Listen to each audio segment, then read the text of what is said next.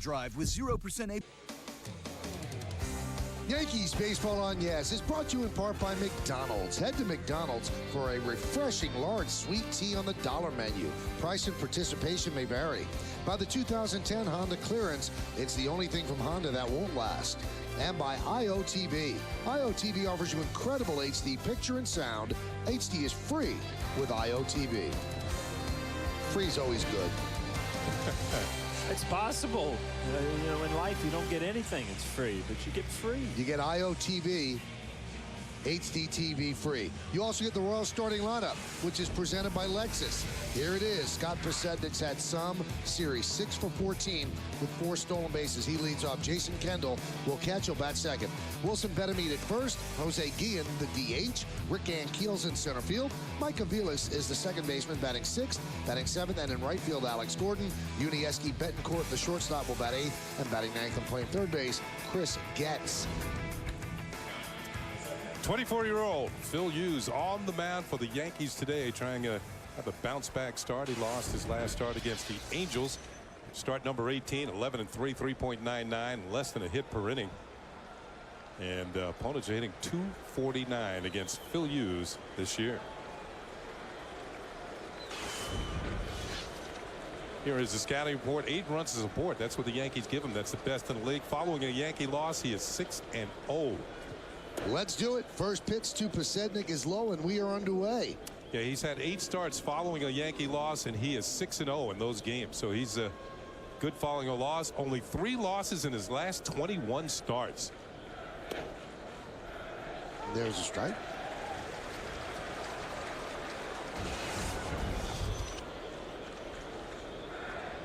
Pasetnik's had a nice year. 305, 3 homers, and 39 ribbies. He will steal bases. Now, the 2 times that he's had real bad starts, his last 2 times, he had long time. He actually skipped a start, so to speak. Had 9 or 10 days between starts. So Joe Girardi's thinking that might have been the problem on Tuesday's start. So he should be sharper today, but nobody is as sharp as Pasetnik. He is now 7 for 15 in this series. Well, we talked about it, how he looks like he could just fill a void for a lot of teams out there, being a great leadoff hitter, runs the bases well, steals bases, drives this ball right back up the middle. Got that sound to it, Kenny. The Taylor is hit hard. He's been on fire for quite a period of time now. And plus now his game really comes to the forefront when he gets on first base. We told you 4 stolen bases in this series. And this is what he's done in the series. 7 for 15. Pitch inside to Kendall. And he also has 29 stolen bases on the year, does Pasetnik. That's what Kendall's done. All 4 games he starts, day game after night game, extra inning game. Kendall is going to play all the time. And he's 36 years old. You know, when you look at Kendall and Derek Jeter, we mentioned they were born on the same day. They're each drafted in the same year. As it looks like something's going on in the dugout there. But those 2 are playing 2 of the toughest positions to be playing on an everyday basis, shortstop and catching, at an advanced age.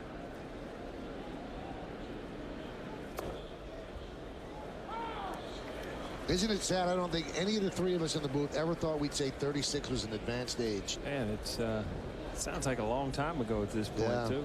You know what? I had 1 more year playing when I was that age. And that was it. You retired at 36, right, Paul? Yeah. And you were 37. Yeah. I was ready to stop, too.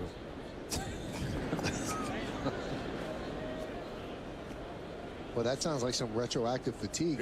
You know what it was? I could see that I wasn't as good as I used to be, and I just didn't feel like sticking around. Well, we're glad you're up here. Well, thank you. You're well seasoned up here, by the way. Yeah. They are really paying a lot of attention to Pasetnik, and you know, Girardi told me today that Mitre's biggest negative yesterday was he didn't pay attention to the running game. He was so locked into the batters that he just let people run wild. He said that probably cost us 3 runs. First inning. He said that double steal, the ground ball to third, is an inning-ending double play. They don't score. Foul back. You can see Jason Kendall, and we saw a lot yesterday with Pesegna having the type of series. He's having a lot of opportunities to use that inside-out stroke. He tries to shoot the ball to right field all the time with a man on first base. Yeah, these two are both having good series. I mean, Kendall is 5. He's 5 for 11. Today it will be his 1,999th game as a catcher. A lot of bumps and bruises. Yeah, it is.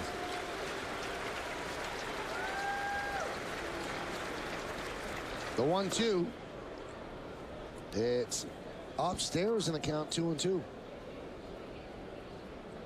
Another big crowd on hand. It's been a huge homestand in terms of attendance. 46, 47, 48 every single day. And some of the weather has been brutal. Had a tornado warning on, what was that, Friday? Yesterday was extremely hot, 95, 96. Well, the fans continue to come out. The 2-2. Swung on and missed. Ball moving away from Kendall like a cutter, and there's one away. Again, Jason Kendall gets in the situation where he's going to try to use that right side. That ball is off the plate and still going off the plate. Good pitch by Hughes. Pesegna gave him the whole count to try to shoot that hole. You know what I'm thinking? He got himself out because he's looking for a pitch out over the plate, and that one was off the plate. He couldn't reach it. Right. He was looking for something he could hit the other way. We talked about Pesegna and this little thing he uses on his hand over there to kind of save that thumb. He slides in head first, giving that thing a lot of action this series because he's on base, seems like every time. Keeps that thumb from going out, keep his fingers from catching the base. Saw a good replay a couple days ago on how it protects and how it kind of slides over the base. He might be able to patent that, you know. There's better meat. The Yankees have not had much success against him. 5 for 11 in this series. And he's really the everyday third baseman. Today's at first, but they traded Alberto Callaspo on Thursday right before the start of the game. Removed him out of the lineup, and Betemeat's been at third. Yeah, this is his third start as a first baseman for the Royals, so he's moved around a bit. He even started one game in left field. I would imagine if you've been an infielder your whole life and have been playing the infield, and all of a sudden they stick you in the outfield one day, you feel like you're a long way from the action. I tell you, it's a lot easier than coming from the outfield to the infield. Oh, yeah, that's true. That infield, it happens real quick. You feel like you're too close.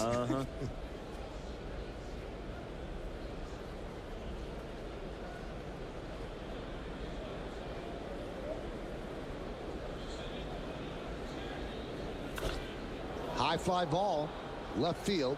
Gardner is there, and he'll put it away for the second out. Let's take a look at the Yankees' entire defensive schematic, brought to you by Mercedes.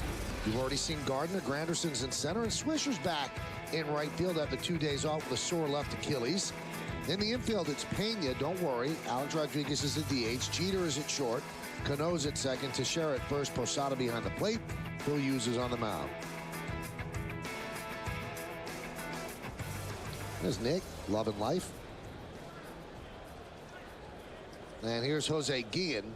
Guillen hit a monster shot in yesterday's game into the second deck in left field, which is quite a poke right over that Poland Spring sign.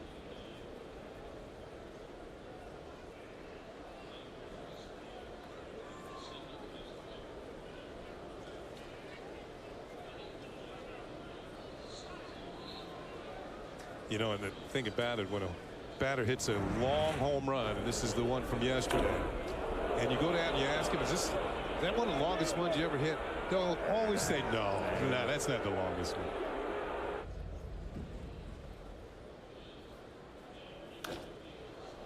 High fly ball, right field, late jump for Swisher, but he's making up ground, and he runs it down for the final out of the first. No runs, a hit, no errors, and one man left. It's the Royals nothing, and the New York Yankees coming to bat.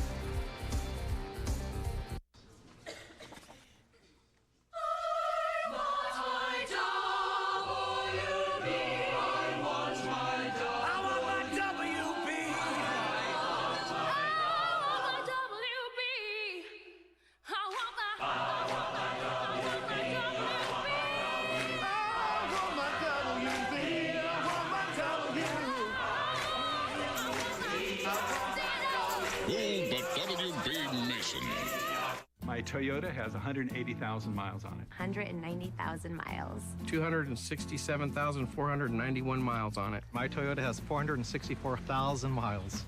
While a Toyota may last a long time, the amazing deals and great selection won't. During Toyota's National Clearance Event, lease a 2010 Corolla for $149 a month, or get 0% financing for 60 months, or 0% financing on a 2010 Prius, or a $179 a month lease. Toyota, durability to move you forward. Time for the Yankees to take their shot against the starter Sean O'Sullivan, and the Yankees starting lineup is presented by our good friends at Lexus.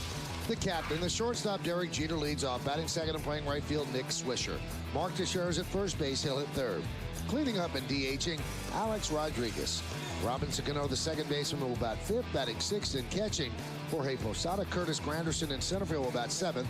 The number 8 hitter is the left fielder Brett Gardner, and Ramiro Pena at third base is going to bat ninth.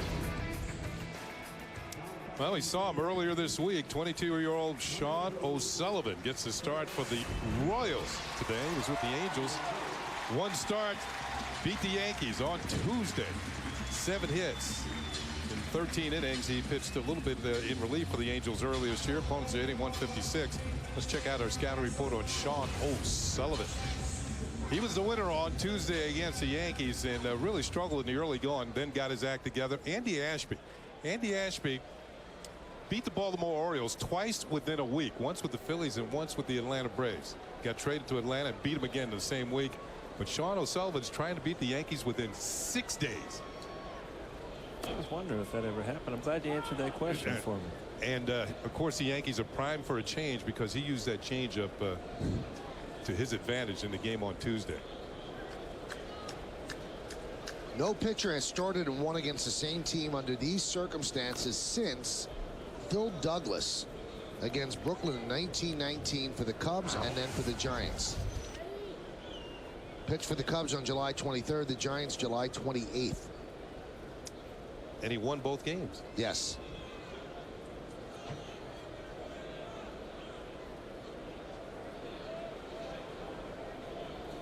Now he's the first pitcher to start for 2 different teams against the same opponent within a 6-day span since the late Corey Lytle did it in 2004 for the Reds and the Phillies against Colorado. Yeah, that's why I said Andy Ashby. It was a week in between starts. The 1-2. You would think that the hitters have an advantage because they went to school on Tuesday on him. Yeah, but he can change things around. Yes. He can use more fastballs. It looked like he tried to get Derek's attention there with a fastball. Yeah. Like he was hanging out over the plate looking for that changeup. So that's the thing. I mean, you can on a given day you can have a great changeup and beat a team with that. Here it Next comes. time out. That one is driven out to right center field. And Keel drifting back, still back, and on the warning track he puts it away for the first out. So Jeter gave it a ride. Even in the fastball count, he's going to go with his best pitch again with his changeup. Let's take a look at the Royals defense, which is brought to you by Mercedes. In the outfield, you've just seen Ankiel in center, Posednick's in left, Gordon is in right. In the infield, it's Getz, Betancourt, Aviles, and Betamit. Third to first, Kendall behind the plate. O'Sullivan is on the mound. That last changeup he threw to Jeter wasn't a particularly good one. This one is kind of right in the middle. Derek was kind of on it, maybe just a hair out in front, and got underneath it. Didn't really drive it. There's the changeup grip. Sometimes as a hitter, you can see that. Derek put a good swing on it. So the Yankees, you know, they went to school on him. And Swisher wraps one to Betamit. 2 outs. The Yankees down near the batting cages. Prior to each and every game, they have video of the pitcher they're going to be facing that night. So when they're hitting in the cages back near towards the Yankee clubhouse, they can watch the video before they actually step into the cage. Pretty fresh in your mind when you just face a guy in that same week. But you know, if you watch the pregame and some of the strikeouts that O'Sullivan had, he really had great movement on that changeup. It was on borderline screwball. I mean, it had that much movement going away from the left-handed hitters. You notice the Royals don't shift, Michael. They pretty much straight up, maybe a little bit towards right in the outfield, but the infielders are playing them quite normal. That's a little different from the other clubs.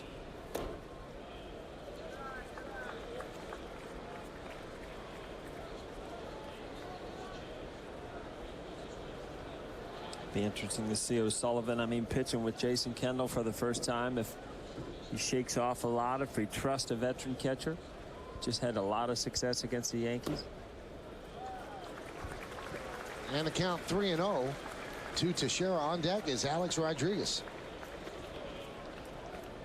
Two ways of thinking here. You let Teixeira swing 3-0, maybe get up 1-0, or you have him take. He was taken all the way, so A-Rod can get up there if he walks him. And usually a pitcher will come right in there after a walk. Yep. He was taken.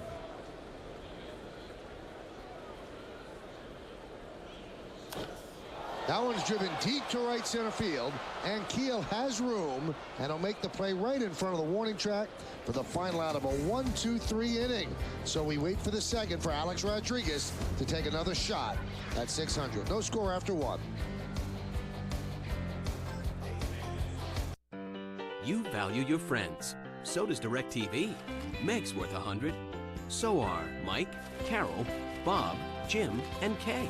For every friend you refer to DirecTV, you get $100, and they get $100 on top of our best national offer. Just give your account number to your friends and have them call 1-877-4-100 each. They must have your account number when they order.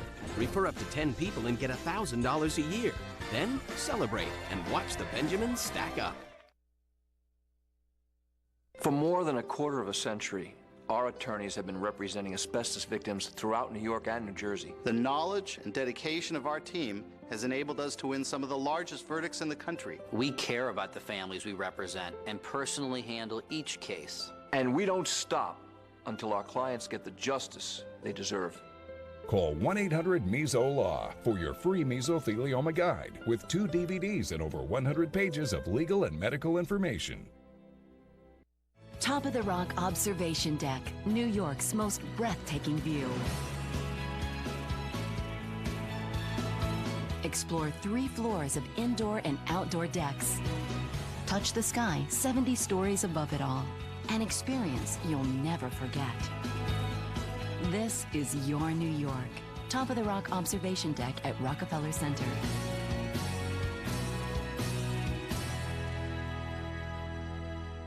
Well, it's time for the Toyota text poll, and I like this question. I want to get Paul and Ken's take on this. Today's question is, after Alex Rodriguez, who do you think is most likely to reach 600 home runs next? You can text your vote to 58772. Standard text messaging rates apply. Here are your 2 choices. Is it 1, Manny Ramirez, or 2, Jim Thome? I got Manny Ramirez. I got Thome. I think I agree with Kenny. Manny's on a DL. He's not hitting any this week. Thome, you know, how many years does he have left? How many at-bats? But, you know. See, Thome's in the American League, though. Manny's not. Manny will be in the American League next year, though. Hot shot and through for base hit for Rick Ankiel. Thome's only got 25 to go. Yeah, but I know what Paul's saying. He's not an everyday player either, and you don't know if he's going to play. And also, he's playing in a park now that doesn't yield home runs, Target Field. So you're starting to lean my way. No, it doesn't bother Thome. I hate that. It doesn't bother Thome. You can hit him anywhere. Yellowstone Park. Yeah.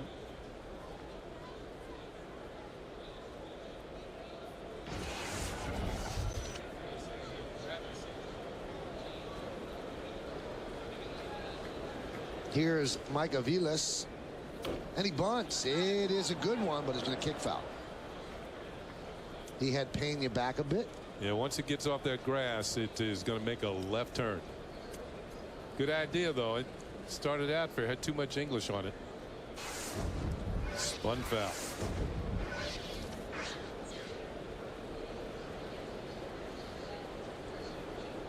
Aviles is a New York kid, born in New York City. That'd be a thrill. You know, you grow up in New York City and the shadows of Yankee Stadium, and it's, you know, it's a dream to play in the major league, but to come back and then and play in this stadium, got to be a thrill for anybody. Went to Concordia College in Bronxville, New York. That's just up the road. You can walk to Bronxville from here. Maybe not today. It's a little Did you hear that, Michael? You can walk. I don't think he meant me. They got a little segue out here in the hall if you want to take it. Use it. 7th round pick for the Royals, and he's made it to the bigs.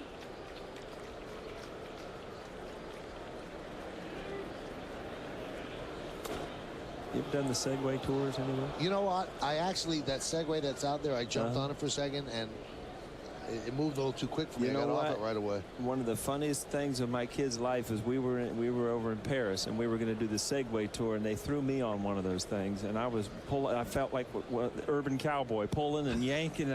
And you know, once you get used to it, you're great on them, and they're very comfortable. But it does take a few minutes.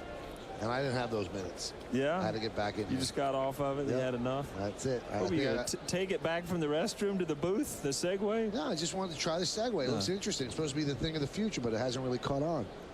10 miles per hour is top speed. Well, the one out in the hallway.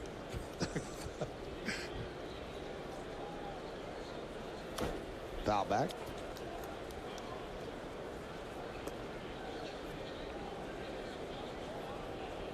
And I believe that Aviles is actually from the Bronx, which means he's tough, he's gritty, he's gutty, he's smart. That's what Bronx kids are like. Yeah? Yep. Fordham grads, too? I don't know about that. Yeah. I mean, I don't want to pile on, but if you're from the Bronx, you got a leg up.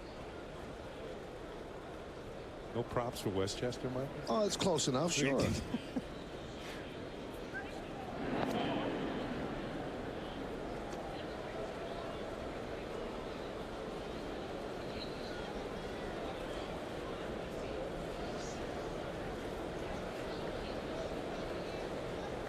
And Keel leads off first.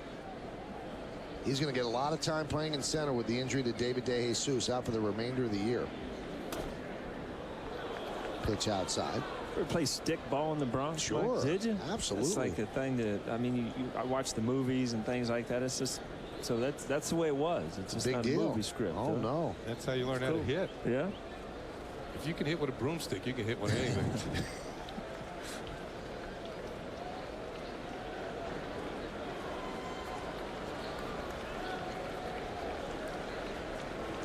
Runner goes and was fouled away. I always thought this, Kenny, and I'm sure you played stickball. Oh, yeah. I mean, the guy'd be against the wall with the broomstick, and you'd have the Spalding in your hand, a little pink ball. Hit the square on the back for the strike zone. And you'd stand there all day firing as hard as you can, 600-700 pitches. How did we not tear rotator cuffs? No pitch count. No innings limit, nothing. I like it. We had the rule, if the pitcher gave up the home run, he had to go get the ball.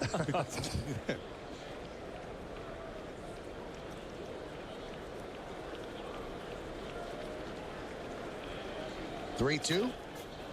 That could be a double play. There's one, and there's two. 4-4-3. Hey, let's look at the game time weather conditions presented by Bigelow Tea. It's 90 degrees. Humidity is 52%. The UV index is 6, which is high. And unfortunately, the forecast is for scattered Bigelow Tea storms. If we just take those out, everything's fine, right?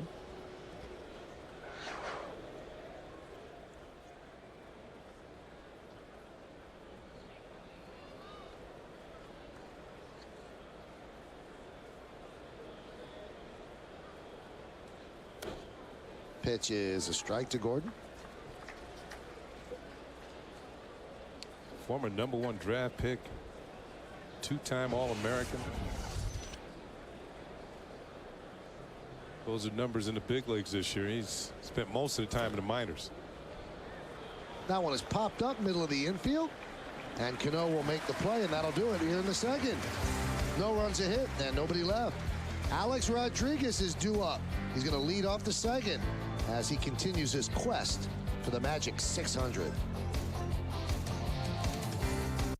Want to learn about Hyundai's quality? Ask an expert. Want to find out about our prices? Let everyday drivers tell you, uncensored. This car is awesome. Good price, too. The price point is phenomenal. The price is wonderful. On all of their cars. Perfect. And you wanted a Honda. Great cars, great prices. Of course, the Accent also comes with Hyundai Assurance, including America's best warranty. Get special financing plus $2,000 bonus cash on the Hyundai Accent. Only at your Hyundai dealer. The 2009 New York Yankees are world champions. Yankees fans, there are still great full-season plant locations available at the stadium in our Champion Suite. Champions get you close to the action and includes complimentary all-inclusive food and beverages, plus postseason ticket options. For For information, call 718-508-3955. Email champions@yankees.com or visit yankees.com/champions. Come home to Yankee Stadium, the home of champions. Here at the Ford Model Year-End Sales Event, everybody's got a story, even the sales reps. Take Kelly, for instance. Kelly likes to call herself an escapist, which is kind of funny because she never seems to leave the dealership. She's always here talking about great deals and sync technology and how the Escape can practically park itself.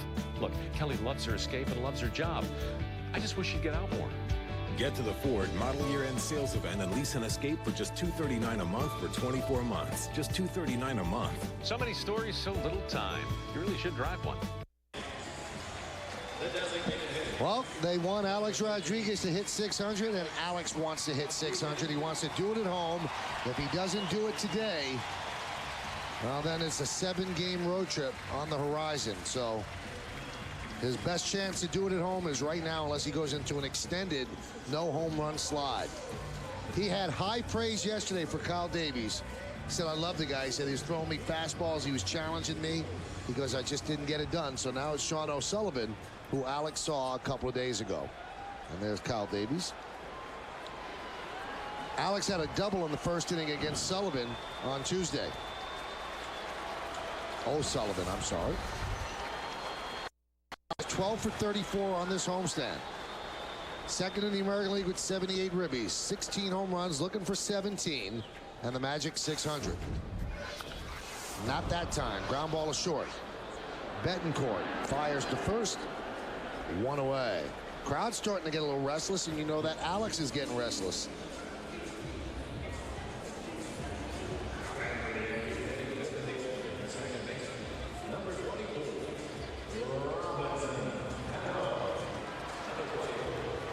Just a matter of time. You know, the milestones you set before, all of a sudden, you know, you start to put a little pressure on yourself. You always want to do it at home because it's more fun. The crowd's here. But, you know, like we have said, I mean, he's got so many games left. It's going to be done. Try it. It's so easy to up here to say, you know, get a good pitch, get a good swing on it. But, you know, when you are trying to do it on specific days, it can become difficult. Yeah, Michael's right, though. You'd rather do it in front of the home crowd. You've got a big crowd here again today, and maybe even added pressure because he knows this is the last game of the homestand. Yep. Now, of the 3 scheduled starters that the Indians have for the 4-game set coming up starting tomorrow night, Alex has hit a home run against 2 of them, just 1 home run apiece. Cano with a high fly ball on a change. And Keel is there for the second out. 5 outs, and Ankiel has 3 putouts already.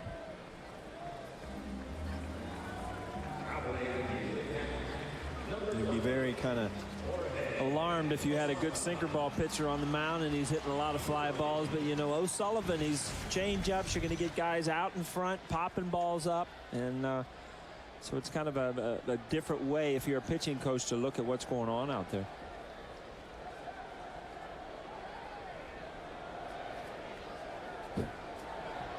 Here's Posada.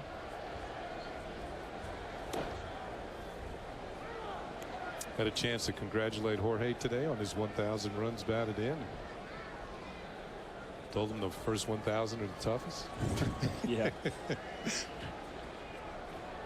You look at it, you know, that first one's the toughest because you got to get here, you got to get through the minor leagues, you got to get in a Yankee uniform, and then you got to get up here to the major leagues with an opportunity, and then you just tack on another 999 after that.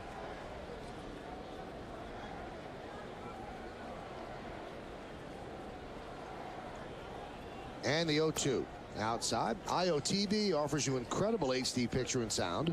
HD is free with IOTV, the official HD service provider of Yankees baseball on Yes. Jorge has had himself a good homestand. He's 8 for 23. Oh. Every once in a while when you got change up in the back of your mind and then you see a fastball and you swing at it and you don't have much to go with, and that's where Georgie was caught right there. You're just lucky as a hitter that you just fouled it back, didn't put it in play. See, not much in that swing. It's just kind of fighting it off.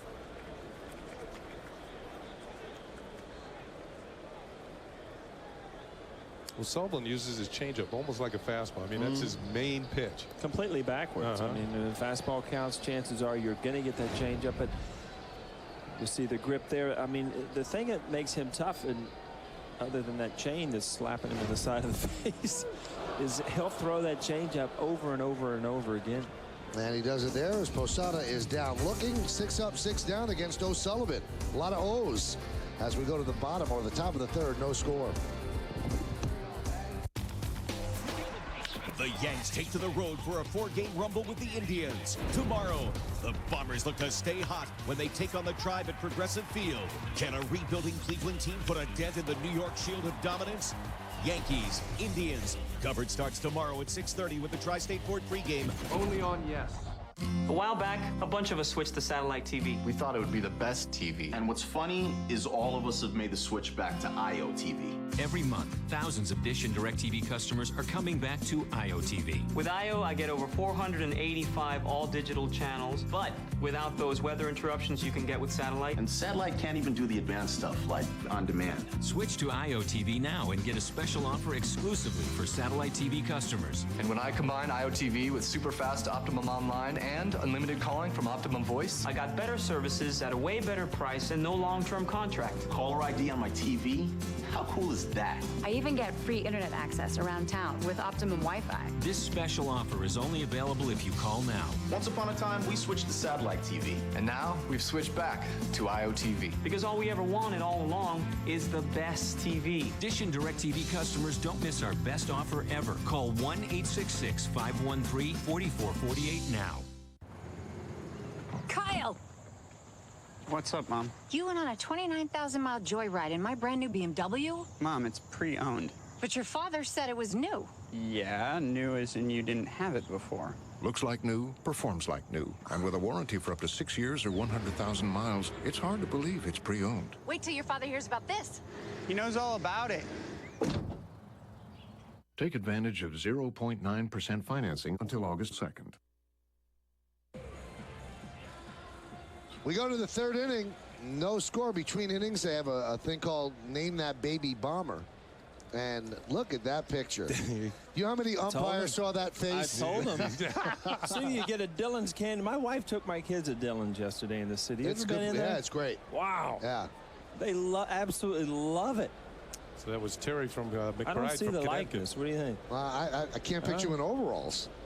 Yeah, I got something to say to my mom about that. Those were hand-me-downs, too, I'm sure. I had 4 older brothers, huh? Well, you look like you were about to start crying there. Probably was. Got a bad call at the picture station.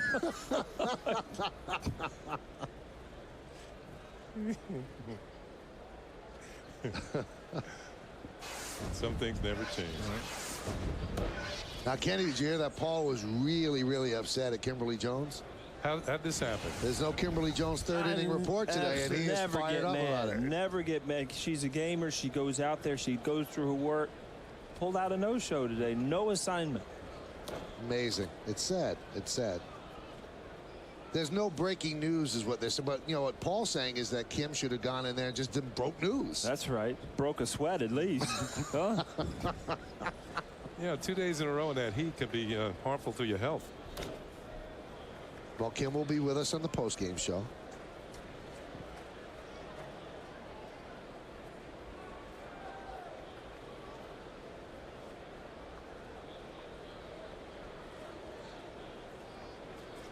Remember Betancourt when he was with Seattle. His style hasn't changed. He's one of the toughest hitters in this league to walk.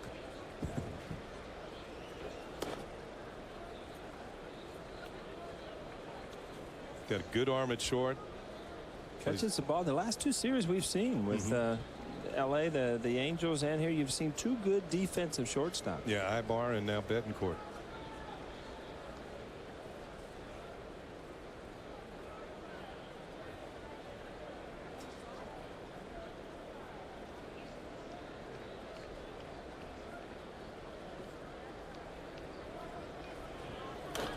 Fouled away. Talking about his defense, Paul, this is yesterday, and this is the ball that Cano hit, and he actually turned it into a double play. He, along with Chris Getz, the second baseman.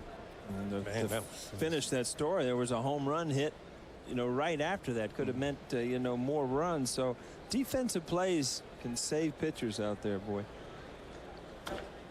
There's a ground ball to Pena. Winds up and fires, and they get Betancourt.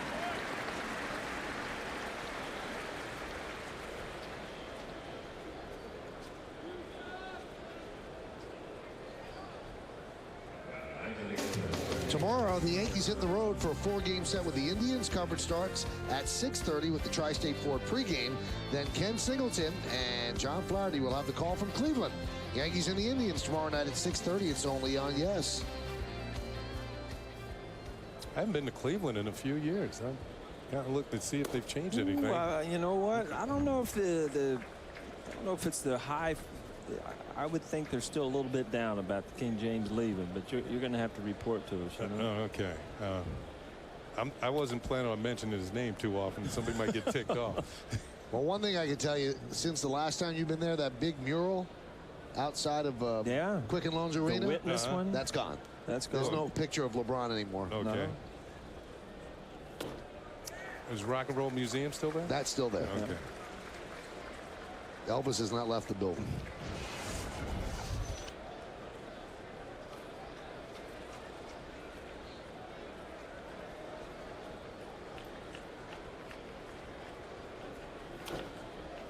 Now this guy Chris Getz, we were watching him, but in limited playing time, he's stolen 8 out of 9 bases. It tells you right away this guy can run. So you want to keep him off base. I watched him yesterday running down to first base, and he made it close. It helps that he's a left-handed hitter coming out of the batter's box there.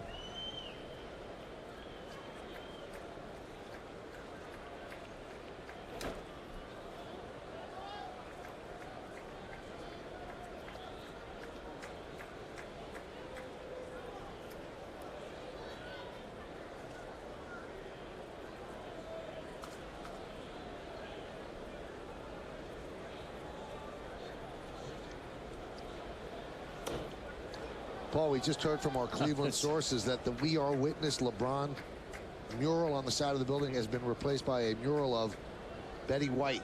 Betty White. Who now stars in the show Hot in Cleveland. Ooh, that one is off of Hughes. Karam's out toward Teixeira, and Getz will reach, and now we'll have to see if Hughes is okay.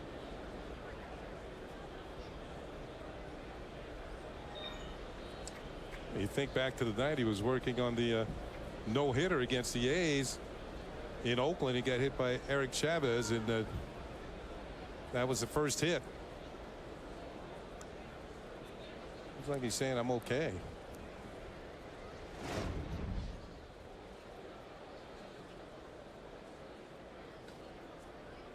Didn't hit his arm, which is the good news.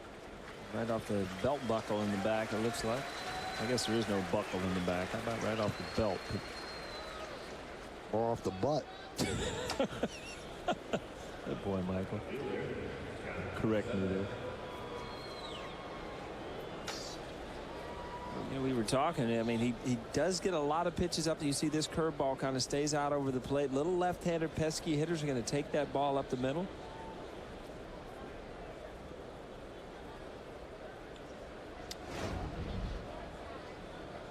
There's Pasednik, and there's a strike. Chad Fairchild with the call. Kenny, what are you seeing? I mean, Phil Hughes again. Pretty good fastball, 92, 93. His curveball to me still doesn't have the bite that it did early in the season. Yeah, the snap is not quite there today. It's kind of rolling. You saw Getz get the hit on it. You know, Getz over at first can. Remember, he's 8 out of 9. These guys like to run a little bit. Here's a scouting report on Scott Pasednik, who the Yankees can't seem to get out. He's got a 12, make that a 13-game hitting streak now after that hit. No, make that 12. Yeah, they updated it. It's a 12-game hitting streak. 348 in his last 21 games, and he's coming up on a milestone. 295 stolen bases in his career. A milestone year, isn't it? Like everybody's coming up on some milestone. You got a milestone coming up, Michael? How many games you done? I have a big milestone. What is it? I'm going to be 50. Well, February. Wow. That's a milestone. That is a milestone. big things happen in your life, though. That's good. That's right.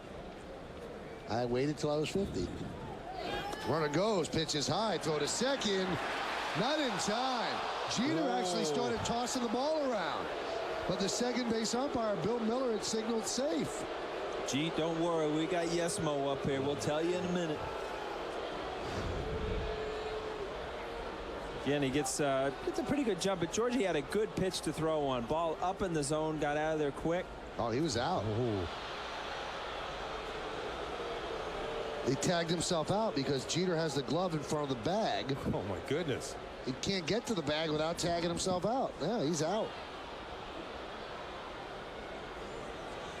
And that's why Jeter, who never does that, tossed the ball around because he thought for sure he had gotten him, and he did.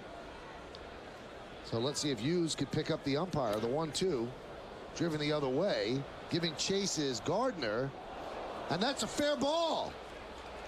And it's a home run. It hit off the pole. Oh, my. A 2-run home run for Scott Pasednik, and it's 2-0 Royals. He's dodging baseballs flying around. That is an eventful trip around the bases for his 4th home run and a 2-0 Royals lead. That is his 8th hit against the Yankees in this series. Well, he's not known as a home run hitter. This is only going to be his 4th of the year, but gets something out over the plate, gets on top of it enough to carry it down the left field line. He's not really sure, but it is a home run. 14 home runs that Hughes has allowed, all 14 of them at Yankee Stadium. Here's another look. Definitely a fair ball. No doubt about that one. Don't even have to review it. And if you look back at the replay of the pitch, I mean, there's something about control. I mean, you can throw strikes where you throw strikes, or you can throw strikes exactly where you're supposed to. And you see Jorge had to move his glove completely across the plate.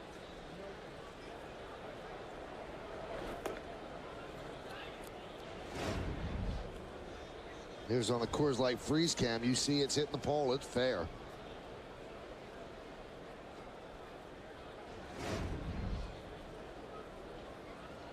The 2-1 popped up and out of play.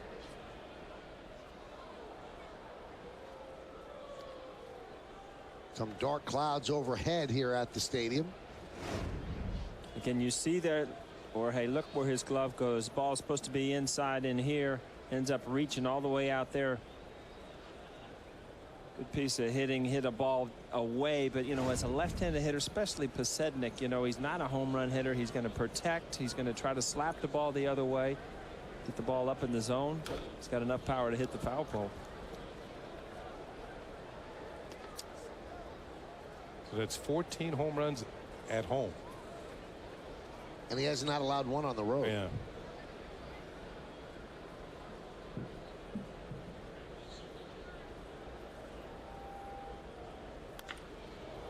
High fly ball, left center. Granderson is there. The second out.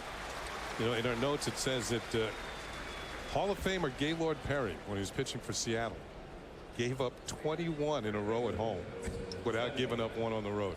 That was at the Kingdome. Well, that was a home run haven, according to you, Kenny. It was your favorite, right? So that was one of those 21. Not so surprising. A long time ago, though.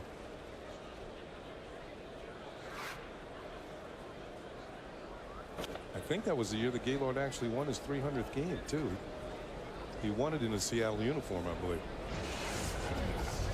You always hear stories about Gaylord Perry and how he doctored up the ball, the spit ball, the everything. I mean, when I really never got a chance to watch him pitch. When you get 300 wins, obviously you're doing something right. He was a sinker ball slider guy, or he had a pretty good fastball, but it was really ingrained in the hitters' minds that he was going to flip that splitter up there anytime. Bobby Mercer did not like hitting against Gaylord Perry.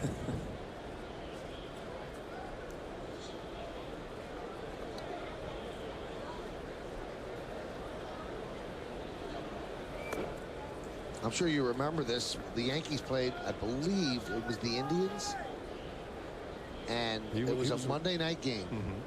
and Howard Cosell was announcing, and I remember they trained like 8 cameras just on Gaylord Perry the whole game. They could never find what he was doing. But he ended up telling everybody what he did in the book, knee in the spitter. High fly ball, center field. Granderson is there, and he will put it away. But the Royals take the lead. 2 runs on 2 hits, no errors, and nobody left. Pasednik is the one who had the big hit, a 2-run home run. That's the first hit. That's the second hit off the pole. We go to the bottom of the 3rd. Yep, a home run. Introducing the all-new 2011 Ford Fiesta.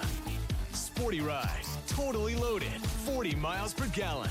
It's a pretty big deal for the Big Apple. One winner will drive this Yankee Edition Fiesta home from the game on August 20th. Enter the Drive One Home sweepstakes at your Tri-State Ford dealer. The Yankee Edition Fiesta. Drive one. College football's newest bowl game is coming to Yankee Stadium. Tickets are on sale now for the New Era Pinstripe Bowl, December 30th, pitting powerhouse teams from the Big 12 and Big East conferences, which have produced some of the top players of all time in college football, including national champions, Heisman Trophy winners, and All-Americans. Circle the date, December 30th, and make your plans to be at Yankee Stadium for the New Era Pinstripe Bowl. Purchase tickets at pinstripebowl.com, the Yankee Stadium box office, and Ticketmaster. With standard leather, Bluetooth, moonroof, and a 360-watt sound system, the Acura TSX stands up quite well to the competition. And when you consider it gets up to 30 highway miles to the gallon, you begin to see why the TSX is literally miles ahead. The Acura TSX. Discover it in a test drive. For attractive summer offers on the 2010 Acura TSX, visit your local dealer today. Well, let's look at the upcoming schedule brought to you by Excella Express. Enjoy the journey. Well, you can see that the Yankees will take to the road after this afternoon's ball game, headed to Cleveland and then Tampa Bay. 7 games on the road, 4 in Cleveland. And the Tuesday night game is on My 9. All the others will be right here on Yes. You've had a little lull in the schedule with Kansas City and Cleveland coming up, and then all of a sudden you're going to turn it back up with Boston and Tampa Bay. So things will change here quick. Granderson leads off, and the pitch is high. 2-0 Kansas City over the Yanks. Royals trying for a split of this 4-game set. Because of the unbalanced schedule, the Royals don't come into Yankee Stadium that often. Every now and then they'll come in 2 times a year. But this year just once. They have not won a series here at Yankee Stadium since 1999. And that will extend now. And that's the longest such streak for any team in any ballpark in baseball. That's going on right now. So the best they could do is split this series. Yankees won 2 of 3 against the Rays. They split a 2-game set against the Angels. And now this is the final game of a 4-game set against Kansas City. Taking all the way on 3-0. Count 3-1.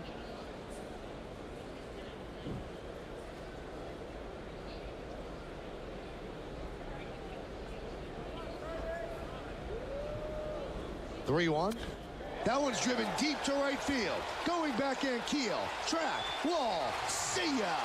Home run, solo shot. Yankees on the board. Kansas City's lead is now 2-1.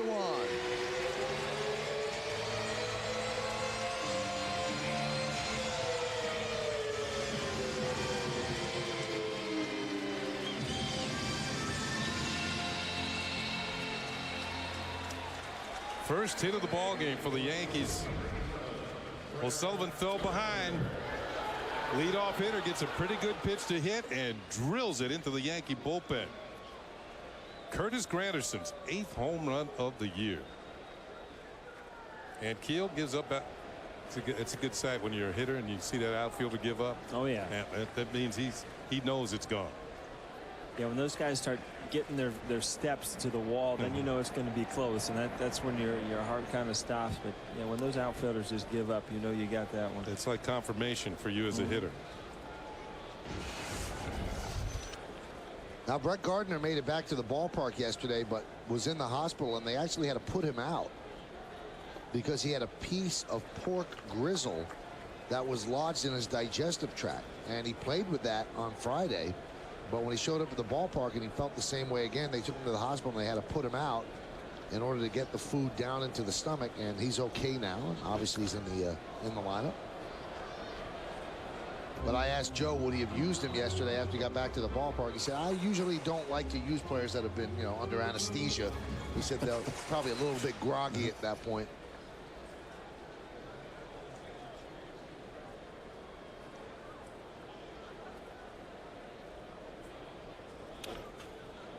Pork grizzle? Pork grizzle is what he said that he had problems digesting. I've never had pork or pork grizzle, so I don't know.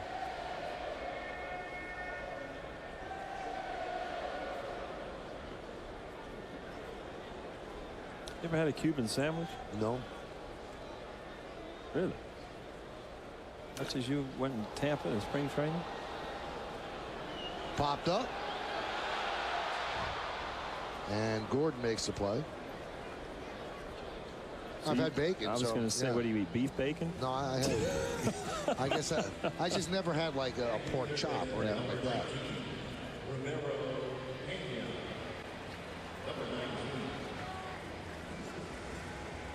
Here's Ramiro Pena.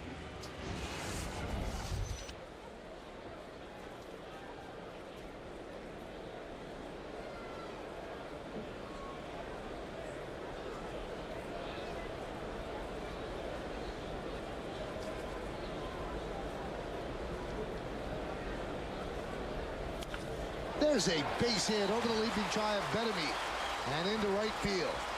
Gordon cuts it off, comes up throwing, and a single for Pena with one out. Didn't waste any time with this one. Right there for the offing, and he just jumped it. Pena gets out of the box quick, thinking two all the way. Gordon makes a good play on this. Doesn't let the ball get to the wall.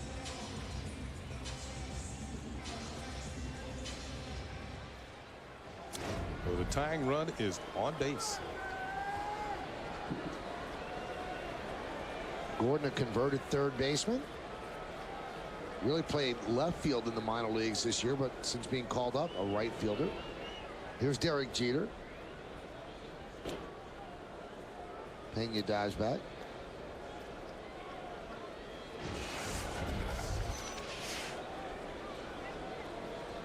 Pena getting some information from Mick Kelleher about the times of O'Sullivan to the plate.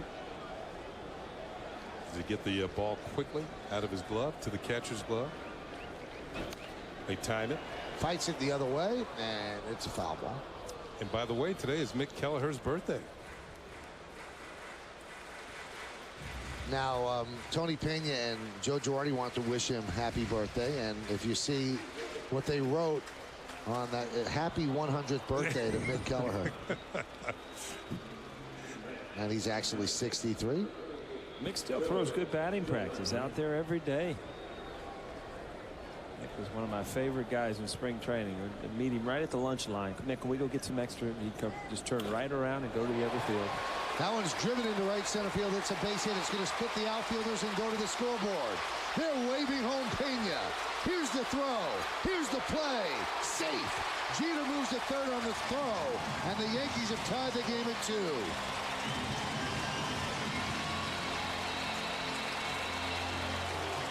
I tell you, Robbie Thompson took a chance with one out, but he knows the speed of his runner.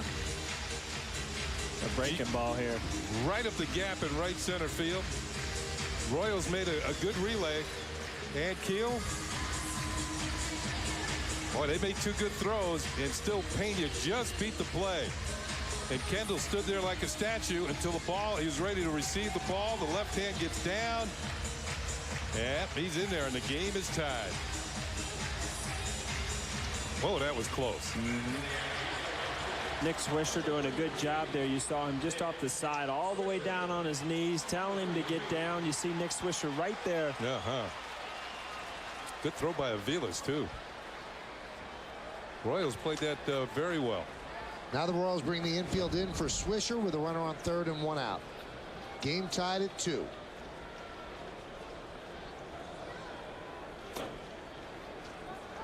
strike. You know, O'Sullivan has used his fastball a little bit more today. He's thrown strikes with it. He's got his changeup, not as good as it was the other day, but he got hurt there on his third best pitch, and that was a slider. Kind of hung up there for Derek Jeter. Drove it out into right center.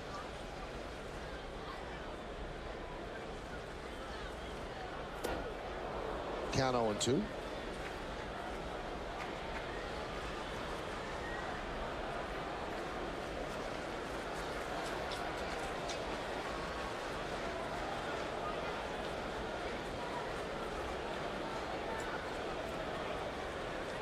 Nick Swisher, a lot of things going through his mind. Strike one, a fastball. Strike two, the off-speed changeup. So now you know he has a slider. It's not his best pitch, but is he going to back up that changeup or try to bust you inside with that fastball?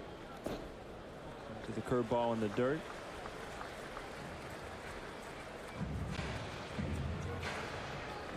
Once in a while as a hitter, Kenny, remember you get caught in counts and you just kind of have to step out and process everything, try to figure out where you are. Sometimes I didn't like where I was. Yeah. A lot of times you look up at that scoreboard and wish you could just change it, kind of like our teleprompter. Just put a new number up there in that strike column. The 1-2. He struck him out. Went upstairs at 92 for the second out. I actually think O'Sullivan is, and you talked about it, Kenny, in the pregame about adjustment. I think he's going more fastballs and counts, and he's throwing them up high in the zone. And this is 92 miles an hour, but when that changeup's in the back of your mind, adds a little velocity to it.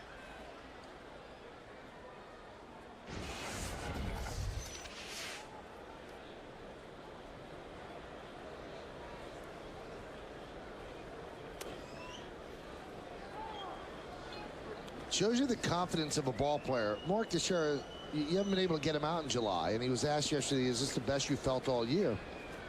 And he looked right into the camera. He said, I felt great all year. And, you know, he's hitting 220 in June, but he just says he felt good. Feel good hitting 220? No, I think what he's trying to say is he feels good that he has confidence that it's going to come around. Mm-hmm. Maybe he's talking about his physical health.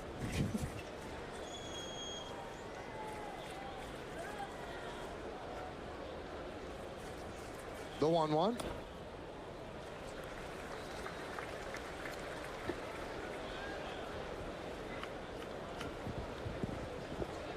On deck, Alex Rodriguez.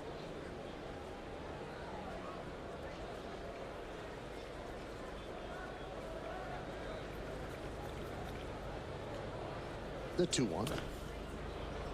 2-2.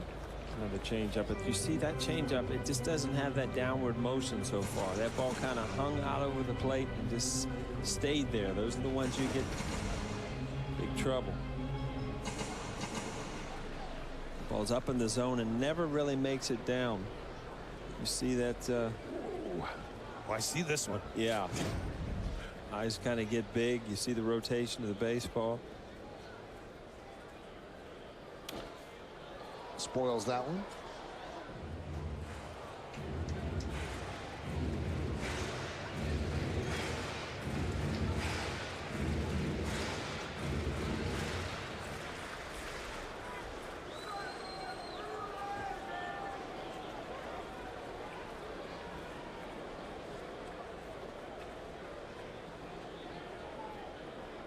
The 2-2. Squibbs up the third baseline. The grass makes it kick fair. Jeter scores. Infield single for Teixeira. And it's 3-2 Yankees. How about that one? I'll tell you what, as a hitter, you laugh about it, but boy, it's just it's one of the breaks of the game. And believe me, as a hitter, you feel like you deserve them sometimes. This is a changeup that'll go all the way off the end of the bat like a pool cue. Puts an unbelievable spin on the ball. This is when you're going good. How do you do that? Unbelievable spin on it to keep that ball, to make that ball come back into fair territory. That ball actually might have been on the line or even foul before it shot back in play. All right, here's that much Alex. spin. Here's Alex Rodriguez sitting at 599, looking for his 600th home run. He had 599 on Thursday. No homers Friday and Saturday. No homers first time up today. And the pitch. 1-0. Of course, Teixeira with that hit has now reached base 41 straight games. There's that list. Trying to become the 7th man to hit 600 home runs. Instead, he gets himself an extra base hit. Past the diving Getz. Teixeira is rounding third. Ball gets away from Pasednik. They're going to wave Teixeira home. He will score. It's an RBI double for Alex Rodriguez. And the Yankees lead 4-2. You know, one thing when you're a visiting player, you do not quite know the contours of the ballpark as well, certainly as well as the home players. And A-Rod a little out in front on a changeup, but gets it by the third baseman Getz, and this is where the problem starts for Scott Pasednik. Ball hits on the cement part underneath the padding there and kicks by him.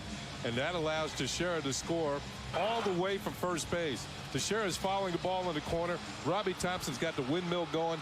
Teixeira's going to score the 4th run of the inning for the Yankees.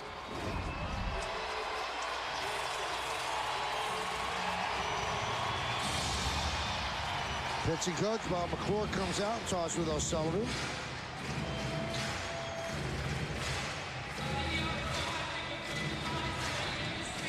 So for Alex, his 79th ribby.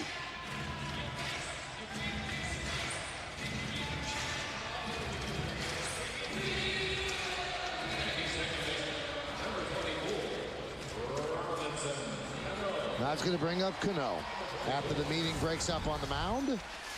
So the Yankees with a 4 spot here in the bottom of the 3rd inning. They're up by 2, 4-2. Cano, fly ball to center. That was in the 2nd.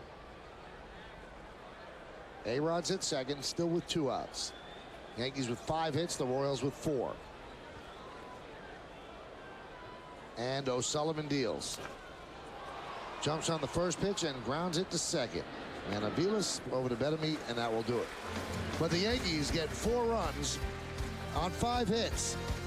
No errors and 1 man left. We played 3. It's 4-2 Yanks. For 70 years, KFC Original Recipe has been America's favorite chicken. Celebrate 70 years with an amazing value. 7 drumsticks and thighs, just $5.99. 14, just $11.99.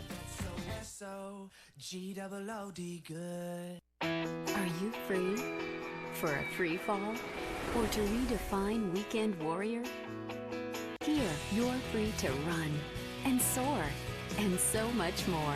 Plan your getaway at visitwilliamsburg.com. Who is the best lightweight in the world? Big left hook by Diaz. Marquez in trouble. Marquez trying to counter again. It's an all-out war. They rock the boxing world. Now they're ready to do it again. Don't miss Juan Manuel Marquez and Juan Diaz in the fight of the year. Down goes Diaz. The rematch. Marquez Diaz 2. Saturday, July 31st. Live on DirecTV pay-per-view channel 123.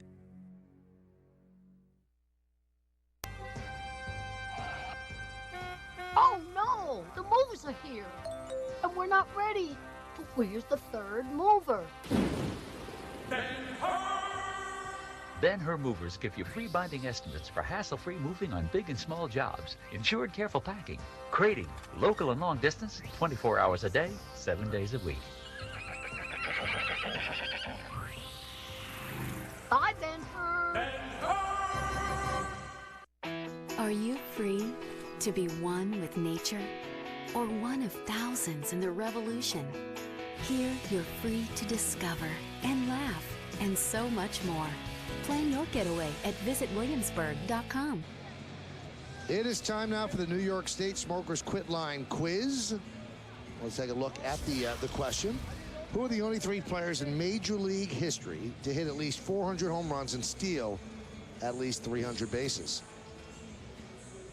We'll find that out in the bottom of the inning. I think one of them's going in the Hall of Fame today. Yeah, I know that one. I know another one. It's not Bill Madden and John Miller, right? Not those two. Okay. Our congratulations go out to the Hall of Fame class being inducted at Cooperstown at the Hall of Fame. Bill Madden of the New York Daily News, John Miller of ESPN and the San Francisco Giants, Andre Dawson of the Cubs, and Whitey Herzog, and also Doug Harvey, the umpire.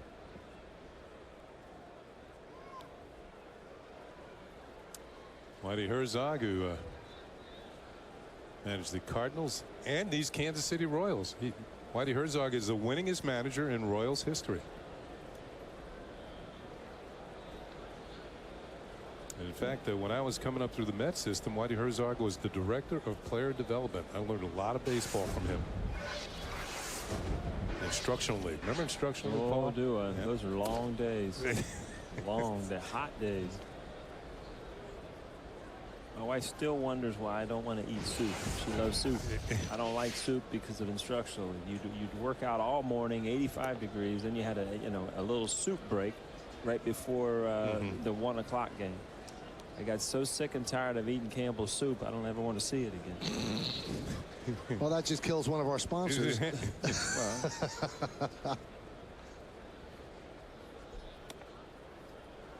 Not saying it's not good. I'm just saying no, they're not one of our sponsors.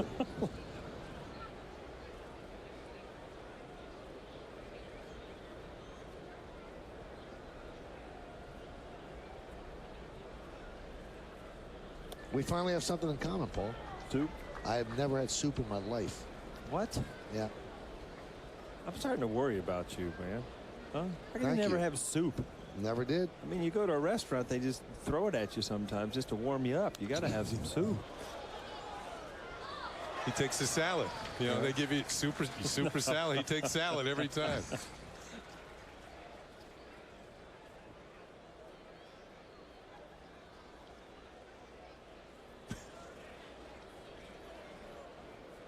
I'm dumbfounded up here. I'm trying to figure out, how can you never have soup? Check swing. Did he go? Yes, he did. No soup for him as he goes down swinging. You know, Guillen, though, the veteran player that he is, when he checked his swing, he started for first base. Well, watch him. Yeah, I didn't go. Yeah. He knew all the time he did. Yep, now he's got to turn around, go back. Eric Cooper punches him out. But at least, you know, he tried to rough it off. Right. Here's Rick Ankiel. And a strike from Hughes. Hughes gets picked up by his teammates. He gives up 2 runs in the second. They come back with, or in the third, and they come back with 4 in the bottom of the inning. And we talked about his run support has been the best in the league. 8 runs per start. That's what the Yankees average when he's out there. You're going to win a lot of games that way. Good chance, yeah. And it shows you, you give up a couple runs early. You don't panic as a pitcher. You know your team's you just get so used to going out there and getting runs scored for you. And Keel just came off the disabled list. He had missed 68 games with a right quad strain. And then when David DeJesus was injured here the other night, he's going to be out for the remainder of the season with a thumb injury, needs surgery, and Keel steps into the center field job. It's too bad about DeJesus. He's having himself a good year. The 1-2. 2-2.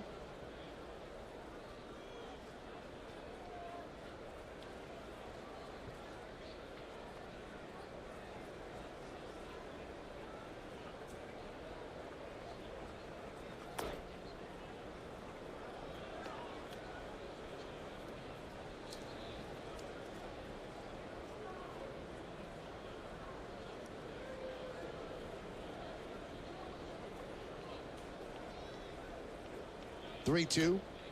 Foul back. Goes to show you. I mean, Rick Ankiel, he's shown that he can handle the fastball, as all his swings have been on good fastballs, even in a 3-2 count. So Hughes went back to the breaking ball. I get the feeling that you score 4 runs for it. If you could get a couple quick innings, get your offense back up there, they'll tack on some more and put this game out of reach. That one is drilled deep to right field. Swisher turns, looks. See ya. Oh, what a blast by Rick Ankiel A long home run, and the Yankee lead is now 4-3. That is one of the longest home runs we have seen here at the new Yankee Stadium. I believe it was off the facing of the third deck.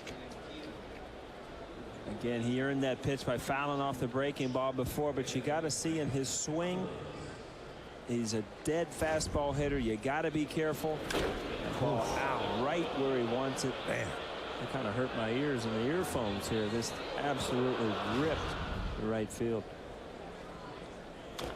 Aviles grounds one foul.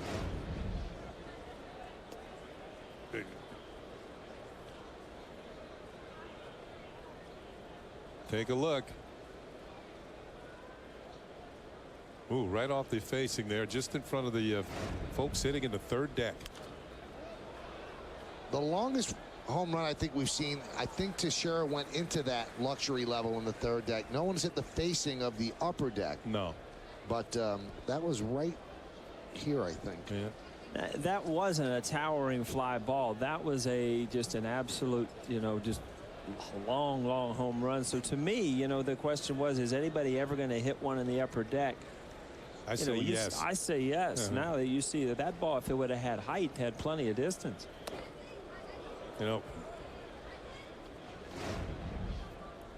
If you look at the upper left part of the screen, you'll see where the ball lands. There it is. It hits off the metal grated front and then drops into the second deck. Check swing. Going to be a tough play, and it kicks foul at the last moment. Good play by Pena, not picking that up. So in 2 days, we've seen one to left field and now one to right field by these Kansas City Royal hitters that have been of a prolonged distance. Ooh. Here's a little roller. Now remember the ball Teixeira hit and how it squibbed the other way. This one goes foul, and Pena makes the good decision. So Paul and Kenny, from the Yankees drive, you're now convinced somebody will reach the upper deck. I got to believe that upper deck is in play now. He's a strong hitter, but there are stronger guys in the league, and if they get their maximum swing, you can do it.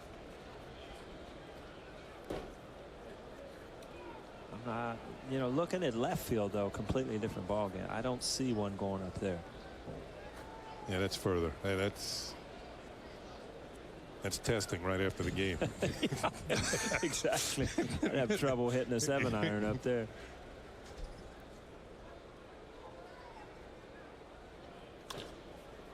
Popped up, shallow left center, and Granderson cuts in front of Gardner for the second out.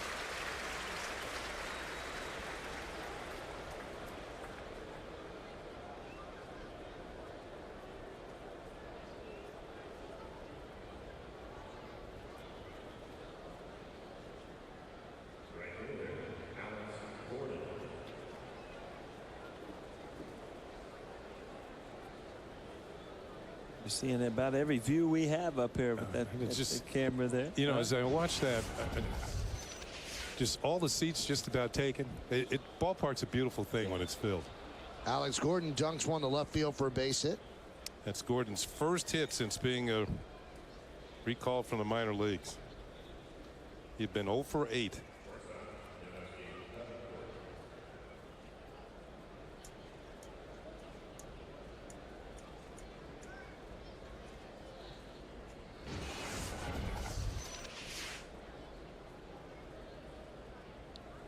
Yankees lead 4-3, and here is Betancourt. He is 1 for 13 in this series, but he's made some nice plays at shortstop. Pitch outside. Phil Hughes has a great record, 11-3. His ERA coming into the game 3.99. At this point, it's 4.10. But he's been a different pitcher since his first 10 games. And you don't know if it's fatigue. Joe Girardi said sometimes it's the league making adjustments as well, and then you have to make adjustments.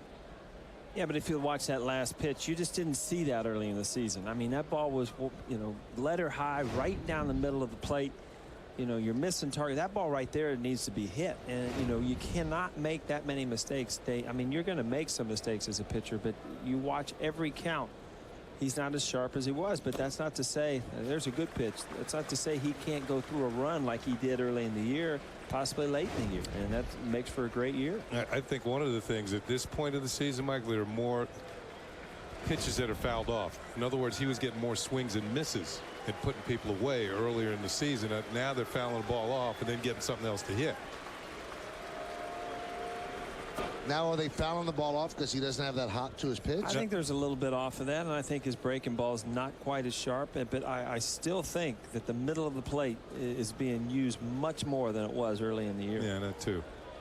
And even then, at the beginning of the year, when he threw it in the middle of the plate, he was getting some swings and misses because of the velocity. But now, Yankel didn't miss that one. I mean, he crushed it. That was his A swing. 2-2. Fly ball to center field. Granderson is there, and that'll do it. But the Royals get one back on 2 hits, no errors, and 1 left. And the home run that got the run, it was a classic. A long drive into the Bronx afternoon and gets to the facing of the 3rd deck.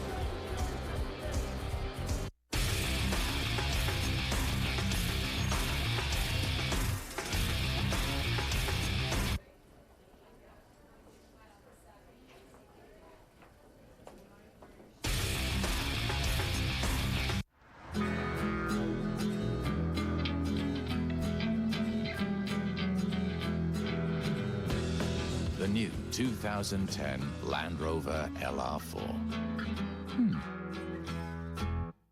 I'm feeling really good about winning Take 5 today.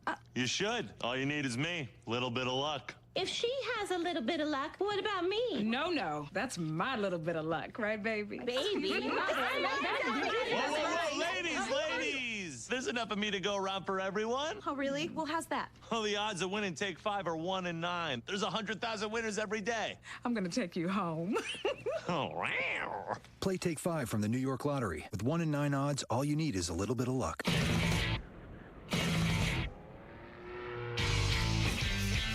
If it was simply about money, every bank loan would be a guarantee of success.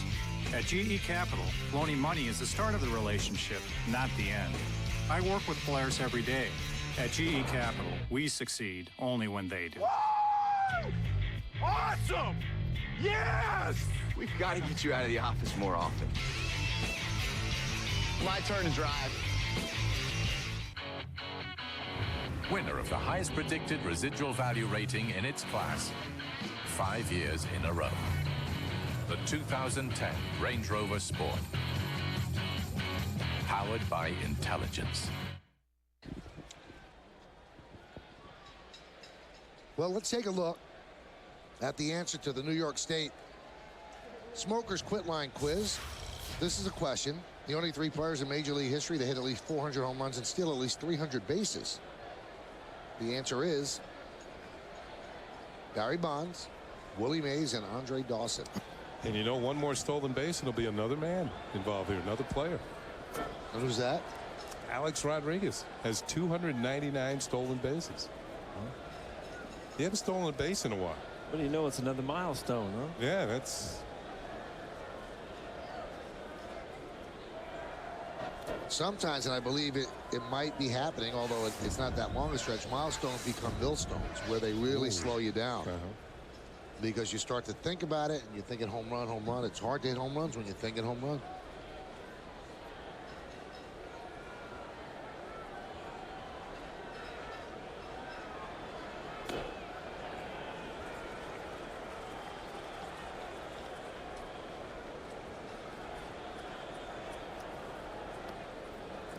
See 2 pitchers, one of them, you know, both of them trying to just get in that groove where they could throw a couple zeros up and feel like their team might be able to take control of this game. Neither pitcher able to go out and have a couple quick innings to get their offense back out on the field. Yeah, well, Sullivan threw 27 pitches last inning. Yankees sent 8 batters to the plate. That one is ripped into center field, and Keel will make the play. Told you Dawson was on that list of 3, and Andre is going into the Hall of Fame. There he is with the Expos. Hawk Dawson. He got the nickname the Hawk because of his ability to play center field. Oh, there it is right there.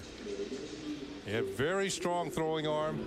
There he is as a member of the Cubs where he won an MVP. I believe it was 1987. The best story about Andre Dawson, he wanted to play for the Cubs, and this is when teams were colluding against players, and you see his resume right there, and he wanted to play for the Cubs so badly that he went to the Cubs organization, said, you fill in the number on the contract. You just fill it in, and I'm playing. I think they gave him $500,000, and he signed, and he won an MVP. Yeah, I remember I was in the National League at that time, and it's just the things he did as a player, boy, he was something. And towards the end of his career, he was a designated hitter because he had his knees were shot, but he could still hit. Played for the Red Sox for a year or two.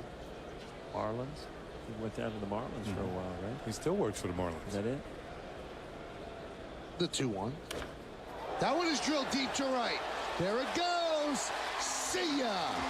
Back-to-back home runs for Curtis Granderson. And the Yankees are again up by 2.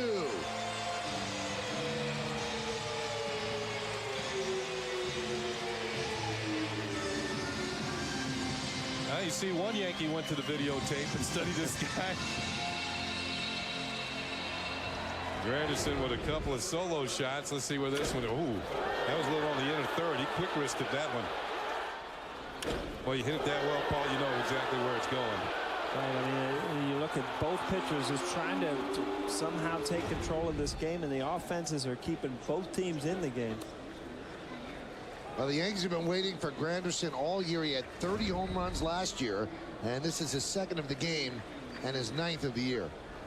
Kept his elbow in there. I was going to say that's almost like a golf swing there. Elbow tight to the bat, but they got to the barrel of the bat, out to the ball quickly. He had gone 0 for 2 against O'Sullivan on Tuesday. Struck out and fly to left field. Today he is 2 for 2 with 2 home runs. He has battled his struggles quietly, and they have not been highlighted because the Yankees continue to have the best record in baseball. But Curtis is not having the sort of season that he envisioned or the one that the Yankees envisioned, but he still has time to make up. And 2 home runs and 2 at-bats. And he's 9 for 31 on this homestand.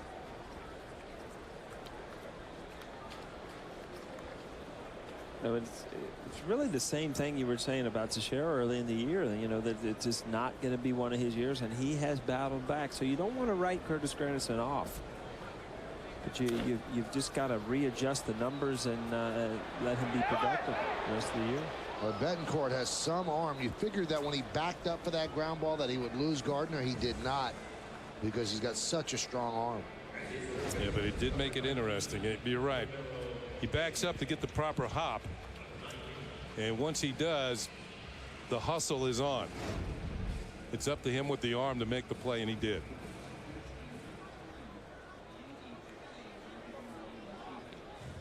Granderson's 2 home runs, the 9th time the Yankees have had a multi-home run game this season.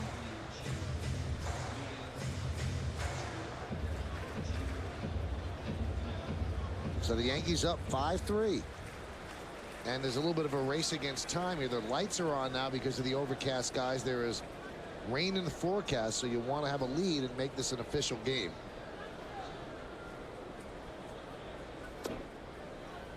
And there's a strike to Ramiro Pena.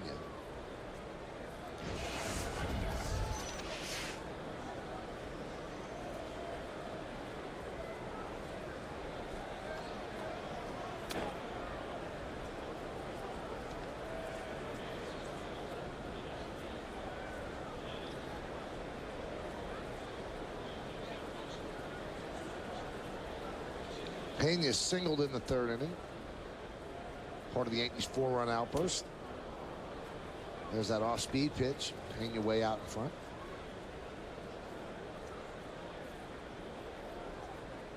Pena's above 207. Joe Girardi said his numbers average-wise aren't great. He said, but he produces, he gets big hits. He said, we're not at all disappointed by the way Ramiro has played.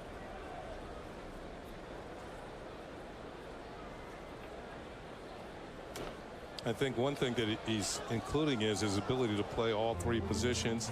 The fact is, when he asks him to lay down a bunt, he usually gets it down. When he asks him to steal a base, he's 3-0 in stealing bases. So if you're hitting under 200, and a lot of that is a product of the fact he doesn't play very often. Right. It's tough to keep sharp as a hitter.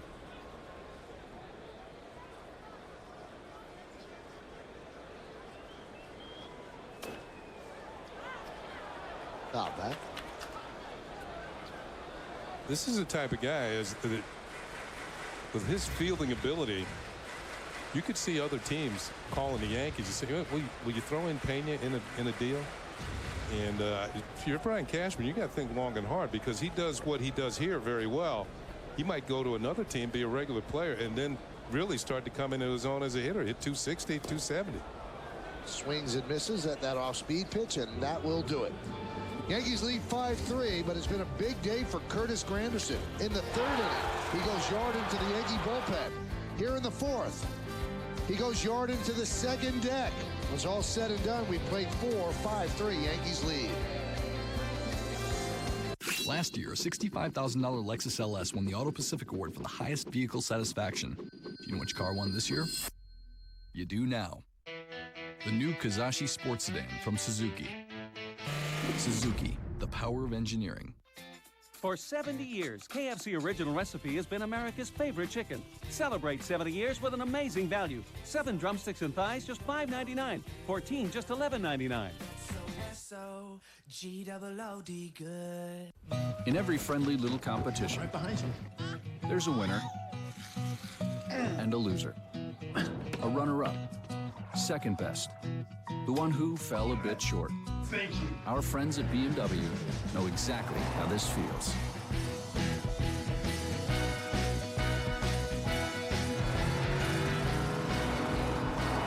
Experience the Summer of Audi event and get exceptional values on new and certified pre-owned models. Hey, did you hear the one about the people that drove 2 hours out of their way to go to a casino when they could have gone to Empire City Casino at Yonkers Raceway, which is basically right next door? Neither did I. Judge a book by looking at the cover. Do you know which car company is the winner of 17 International Car of the Year awards and has had the top-selling car in Japan for the past 6 years? You do now. Suzuki, the power of engineering. Nancy Newman in our Yes Studios with your Audi update. Next stop for the Yankees is Cleveland. Today, the Rays and the Indians finish off their set at Progressive Field. In the second, 2 on, 2 out for Reed Brignac. Sends the 2-2 pitch from Justin Masterson into the seats. It's a 3-run blast. 3-1 Rays. They won in Cleveland last night for the first time in 5 years. Trying to go back-to-back, guys. Thank you, Nancy. We'll hear from Nancy in the 7th inning and in the postgame as well, along with Kim, as we go to the 5th inning at 5-3. Yankees over the Royals, and Chris Getz takes a strike, and the skies over the stadium become increasingly foreboding. That one is squibbed to third. Right there is Pena, and there's one away.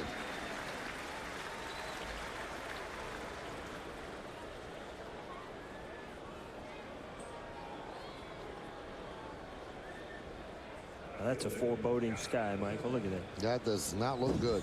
You know, you've been here for a long series when you're talking about the same forecast, like the foreboding skies. I hope we don't get the lightning.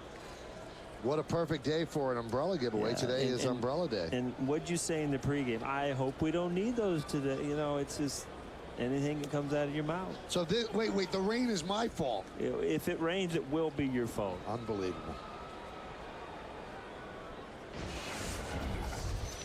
That's right. When I talked yesterday, it rained milkshakes in here. What is inside? 1-1. So would you rather have milkshakes or rain? I guess I'd rather have milkshakes. See? Now you're starting to come around. Next series I come in, we're going to have pork chops and soup up here. 1-1. That one is lofted into left center, and Gardner's there for the second out. Yankees baseball on Yes is brought to you in part by the Sierra from GMC. Never send a truck to do a Sierra's job. By Heineken Light, see the light. And by Acura. Acura Advance.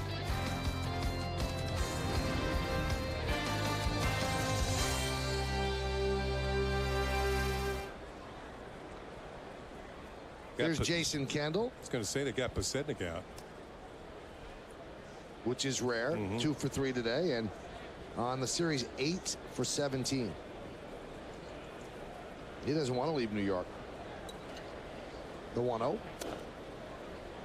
And a strike. We had a chance to see Andy Pettit before the game today, Michael, and Andy said today he got a chance to jog. He says, but they're not going to let me throw. You get the feeling he's a little impatient. Yeah. You know, it's funny too, when you are hurt and you get in Gino and Stevie and you're in there getting your treatment and you try to push them, and you know they've got dates and things because they've been through it numerous times. I mean, Gino's been doing this for 100 years now, so you got to bide your time, and you're going to fight Gino day in day out about trying to move it up a day or two, but it's not going to work.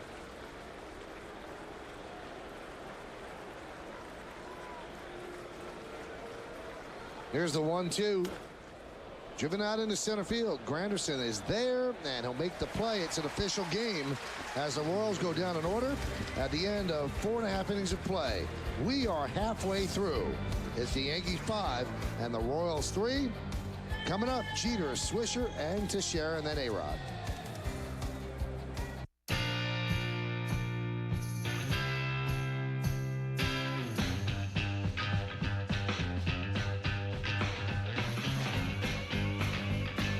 Like summer, it's here, but not forever. The Lexus Golden Opportunity Sales Event.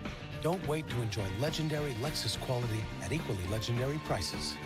Lease the 2010 RX 350 for $449 a month for 36 months with $41.48 due at signing. See your Lexus dealer. There are over 358 million trillion gallons of water on Earth. But not all water is created equal. Only 1/10000000% is filtered naturally beneath the Earth, with a distinct balance of minerals, and emerges crisp and refreshing enough to be called Poland Spring. Poland Spring 100% natural spring water, born better.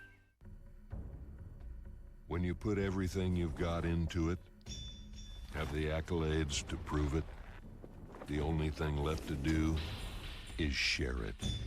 The Ram Tint Event. Drive one without a payment for 60 days. And if it doesn't do everything you ask it to do, bring it back. Ram. Or in lieu of 60-day offers, get 0% financing for 60 months, plus $1,000 bonus cash on Ram 1500. Yankees fans won't have to miss another game with live Yes Network games online wherever you go with Verizon Fios. This one is gone. Get the remaining season of live Yankees games for just $49.95. That's less than $1 a game. If you're a Verizon Fios TV customer with Fios Internet, just go to Verizon.com/yes to subscribe now. No, the sky doesn't look that great over Yankee Stadium. The forecast is for rain. Now, our staff meteorologist, Pat Waters, and that's a bad last name for the bad weather that's on its way. You see all the rain coming toward the Bronx. So it's an official game now as we head to the bottom of the 5th inning. That doesn't look good on the Doppler. Derek Jeter leads off and swings at the first pitch and grounds it foul. That'll be Jeter, Swisher, and Teixeira.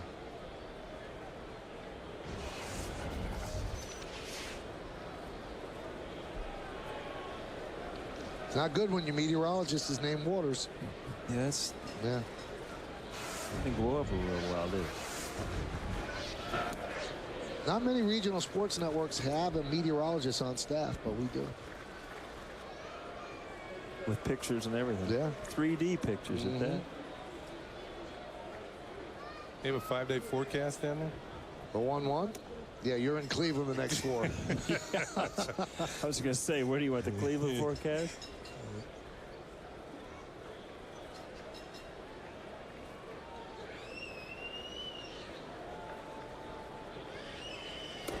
Now, Pat is so good with his forecast that he once told the guys in the truck, it's going to rain in approximately 10 seconds. And it did. He's AccuPat. That's up to date weather when you tell within 10 seconds what's going to happen. Huh? Kyle Davies went over the top there.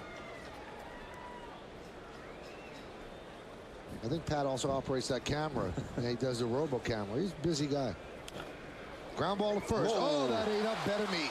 And it goes into right field. So Jeter will reach. And they give Jeter a base hit.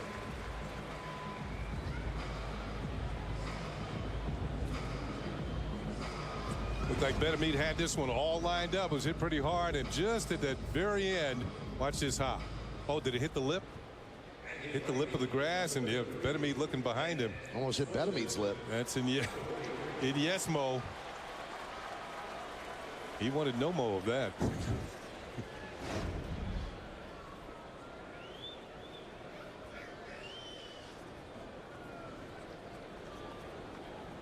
So 1 on, nobody out. Here's Nick Swisher. Swisher's 0 for 2, grounded to first and struck out.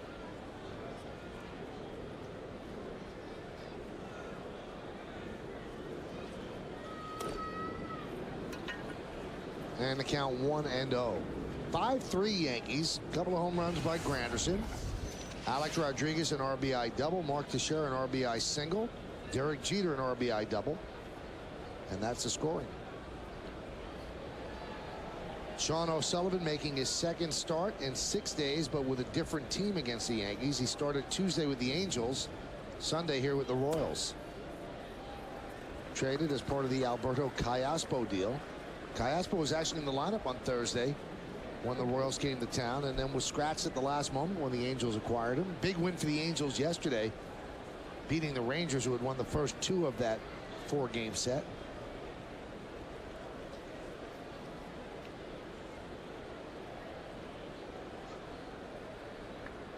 Yankees actually have 2 trips down to Texas this year. One coming up in August and then one in September. You doing the one in September? Yeah. With you? That's right. I can't believe they got you to Texas. I like Texas. I can't believe they got you to Texas.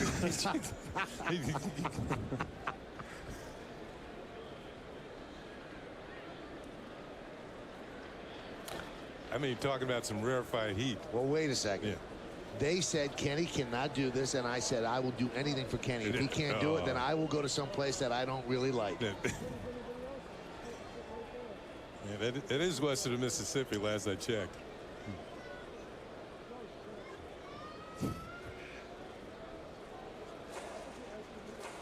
This chiropractic telecast is presented by authority of the New York Yankees and may not be reproduced or retransmitted in any form. And the accounts and descriptions of the game may not be disseminated without the express written consent of the New York Yankees.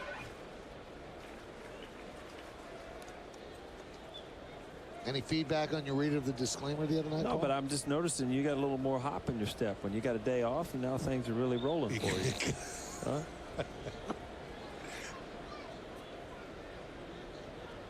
The 2-1. Fouled away. Really getting dark here at the stadium right now. Like a night game almost.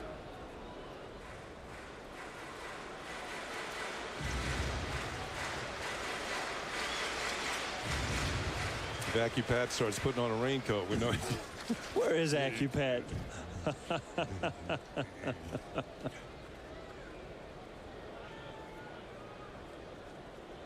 Jeter's at first, nobody out. Swisher with a good at bat, and O'Sullivan sets at the belt. Jeter goes, and that one is grounded softly up the third baseline, and it kicks foul. Swisher's trying to get the same effect that Teixeira got, but his stays foul.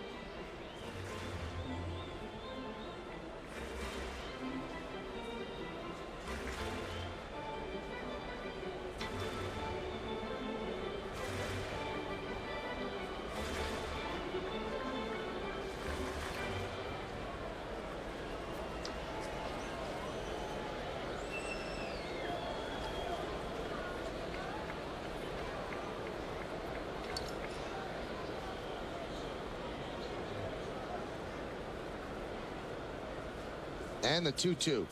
Look out. And the count 3-2. Oh, Jeter was going earlier in the count. You got to figure he'll be going now.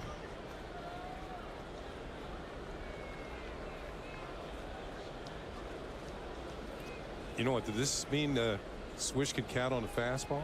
Because you might not want to throw him a changeup when you're thinking the runner's going on the move. They're going to be on the move. Yeah, oh, they're going to throw the change.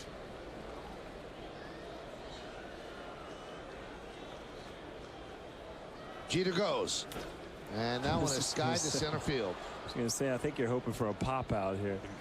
And Keel makes the play. 3-2 change up. Nick Swisher out in front just a little bit. You get a pop up. No harm, no foul. G goes back to first, but you picked up an out. So you would have got me out in front too, because I'd say, well, Jeter's runner's going to be going. That means I'm going to get a fastball. I think you would have hooked that one foul a little bit, huh? I would have been hoping for that, because I know I wouldn't have hit it hard.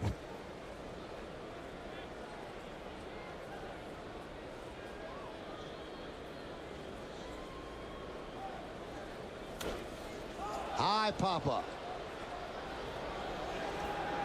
Betamete calls off Kendall, and there are two away, and that's going to bring up Alex Rodriguez.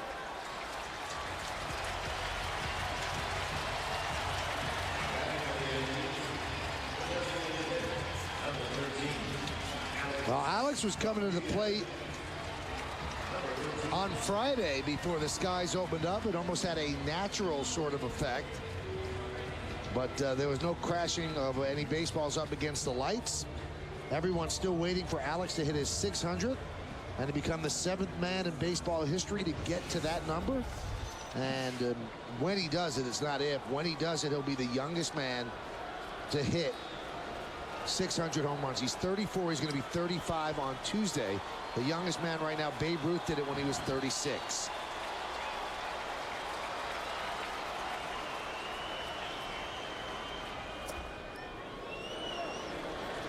And the pitch low, 1-0. You can tell it's gotten much darker. You can start to see all the flash bulbs now.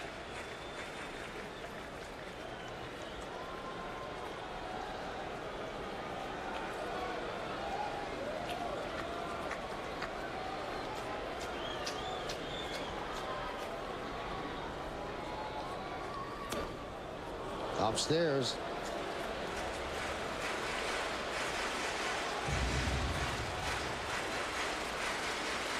He's in a situation now where being a hit on the count, you can almost say, well, this guy likes to feature his changeup. Maybe I'll sit back. If he throws a fastball, I'll just take it for a strike. Changeup, I'll just try and keep my weight back.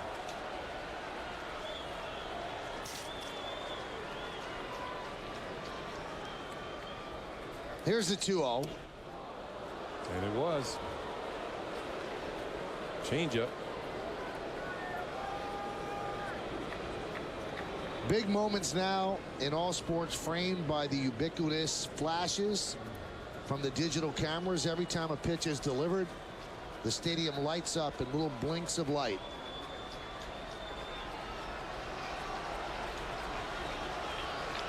The 2-1. Grounded off the foot of A-Rod. He goes down. It's a foul ball.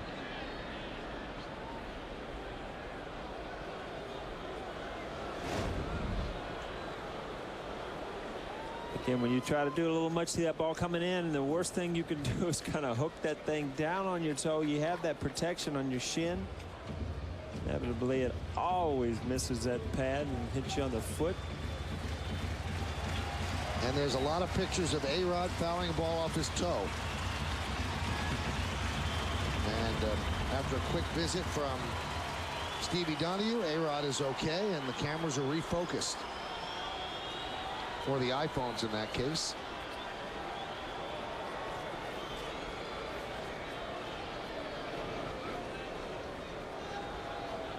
When O'Sullivan to move the Rosenbach back behind the mound.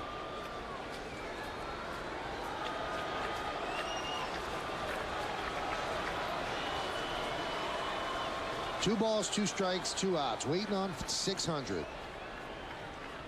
The 2-2. Missed that one. Fouls it back. Well, Sullivan was lucky to get this one back. That's the one you don't want to throw twice in one at bat if the hitter doesn't get the first one.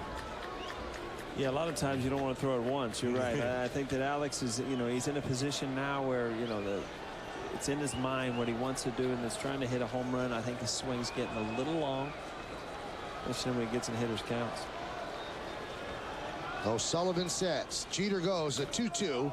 Popped up behind the plate and out of play. They'll do it again. Yankees are up 5-3, so this is more than Alex trying to get his 600th home run. They want to build a lead here, give Hughes a little bit more to work with. But Alex also has a personal agenda, which he does not let supersede the team agenda. They're watching every pitch, up, down, over, right back to the pitcher. They want this to get done, too. And, again, everybody involved with the Yankees would like him to do it here at home.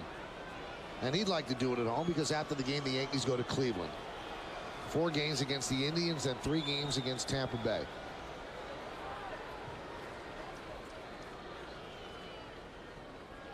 Jeter goes, pitches low, throw to second, not in time, ball gets away, but Aviles scrambles after it. Stolen base for Derek.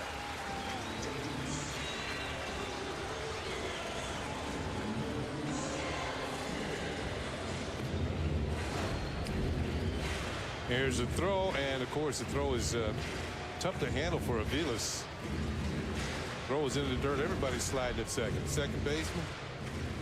Jeter has his 11th stolen base of the year. I think in these situations, the pitchers, they have pressure to not walk him, but they're not going to give in.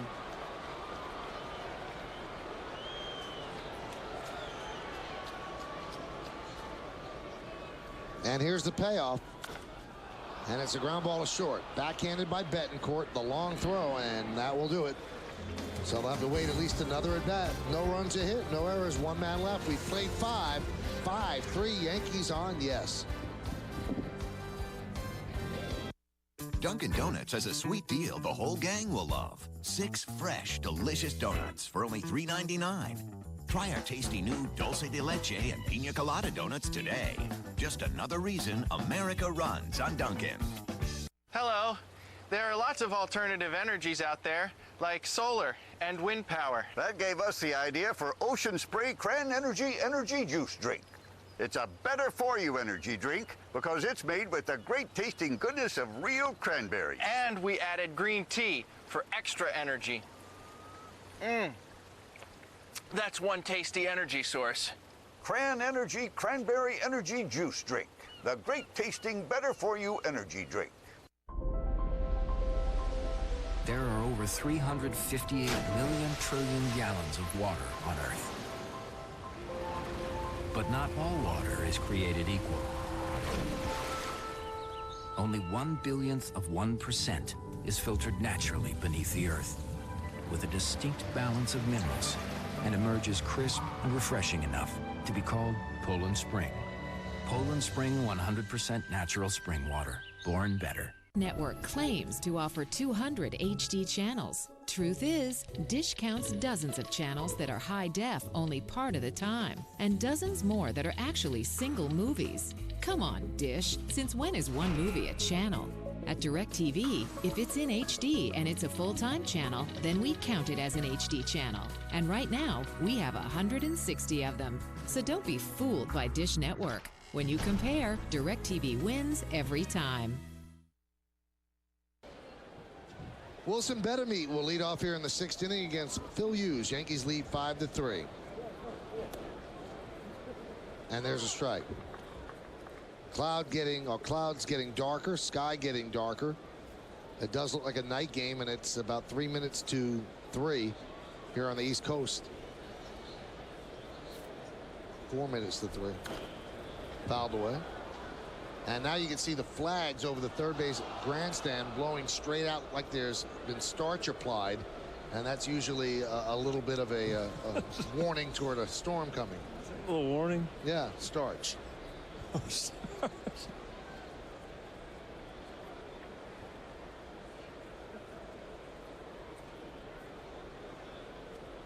The 0-2. Check swing. Foul tip.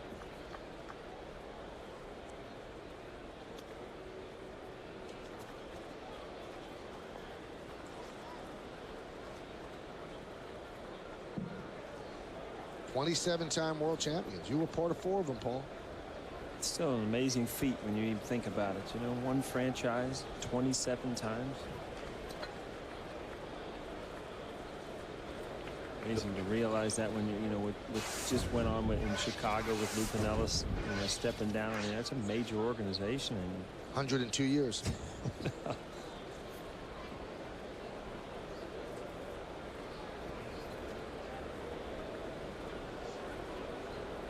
Flags flying at half staff on this homestand in memory of the passing of George Steinbrenner, Bob Shepard, and now Ralph Howe.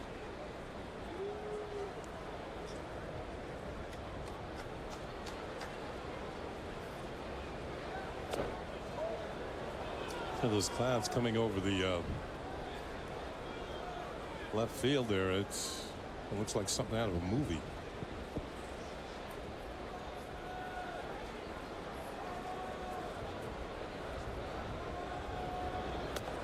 Now there is a particularly ugly cloud over the left field grandstand that really looks ugly. Ugly. It's kind of a gray, white, ashen color. And now it's starting to rain because people. Oh, and some lightning. We got a little lightning too. There you go, Michael. I'm going to keep looking over right field. It's a little brighter. 3-2. It's always been brighter at right field here. And the fans are retreating, which seems to be the prudent thing to do. Where's Danny Cunningham? He can usually get him up by the tarps. You know something's coming soon. Yeah, they are. 25 seconds ago, that lightning bolt almost hit the clock. It is just like Back to the Future. 88 miles an hour, you get to another place. That's to hit the flux capacitor just right. And the 3-2. Strike three. Bedemy down looking. All right, time for another look at today's Toyota text poll. Once again, the question after Alex Rodriguez, who do you think is most likely to reach 600 home runs next? You've been texting us at 58772, and here's how you voted. 53% think it's Jim Thome, and 47% think it's Manny Ramirez. And I think it's time to put the tarp on, and that's the crew chief Mike Riley said, let's get this tarp on. It's starting to rain, and it's getting dangerous out there. Heavy winds, and you see lightning overhead. So the Yankee grounds crew, which played this tune on Friday, they will get that tarp on quickly to save the infield, and it has started to rain already here at the stadium. It's an official game, and there's a lot of rain right now on the radar. And what a great day to have Umbrella Day here at Yankee Stadium. They're covering up the mound. We'll be back in just a moment. Stay right with us, and we'll get you through, that's for sure. If there's baseball, this is the place to watch it. Instantly upconvert your standard definition DVDs into higher definition quality just by pressing play. Resolution Plus. Intuitive DVD technology built around the way you live. Just what you'd expect from the laptop expert. Visit laptops.toshiba.com. Allie Baker. Allie Baker. Allie Baker. Michael Joyner. Michael Joyner.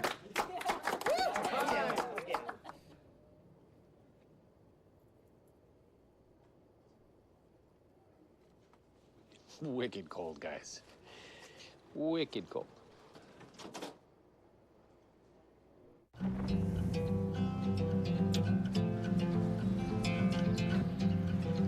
Day one storm, and it was beautiful. So look, see the sights that you like. AT&T covers 97% of all Americans. AT&T. Rethink possible. Buy a Pantac messaging phone like the Impact and get a Pantac messaging phone free after mail-in rebate. Save time searching for pictures, documents, videos, and more with a simple visual scroll. Toshiba Real Time. Intuitive innovation built around the way you work. Just what you'd expect from the laptop expert. Visit laptops.toshiba.com. Welcome back to Yankee Stadium. You see the grounds crew kind of struggling to get the tarp on the field. The wind has really picked up here at Yankee Stadium. The Yankees currently have the lead at 5-3. We are in the top half of the sixth inning. Phil Hughes has just struck out. Wilson Bedemy caught him looking for his third strikeout of the ball game. And you can see some of the Yankees in the dugout. That right now we are going to While we wait out this rain delay here at Yankee Stadium, we hope there's baseball in the offing. We're going to send it back to our studios where Nancy Newman is standing by. Nancy, take it away. Hope you've got an umbrella. And hi, everybody. Nancy Newman in our YES Studios as we're watching the grounds crew put the tarp on the field. Hopefully not too long of a rain delay. In the meantime, we'll keep you company with the Yankees leading the Royals 5-3. A couple of home runs from Curtis Granderson. How about the Rays? 3 games back to begin the day. They're taking on the Indians, which happens to be the next stop for the Yankees. The latest look there. Now the Indians trying to rebound from their first home loss to the Rays in 5 years last night. 2-on, 2 after Reed Grignac. He sends the 2-2 pitch from Justin Masterson to right field and gone.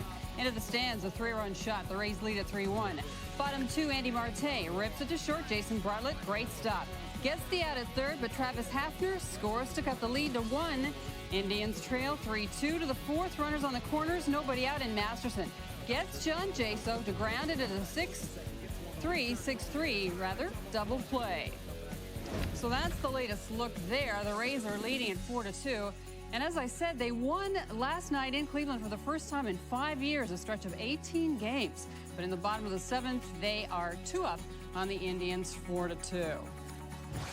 How about a look in on the Blue Jays and the Tigers now?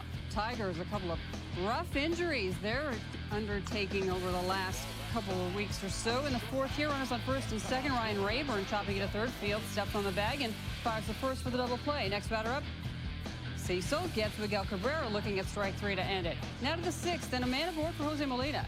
Drives it into the bullpen in left center. It's a 2-run home run, his 3rd of the year.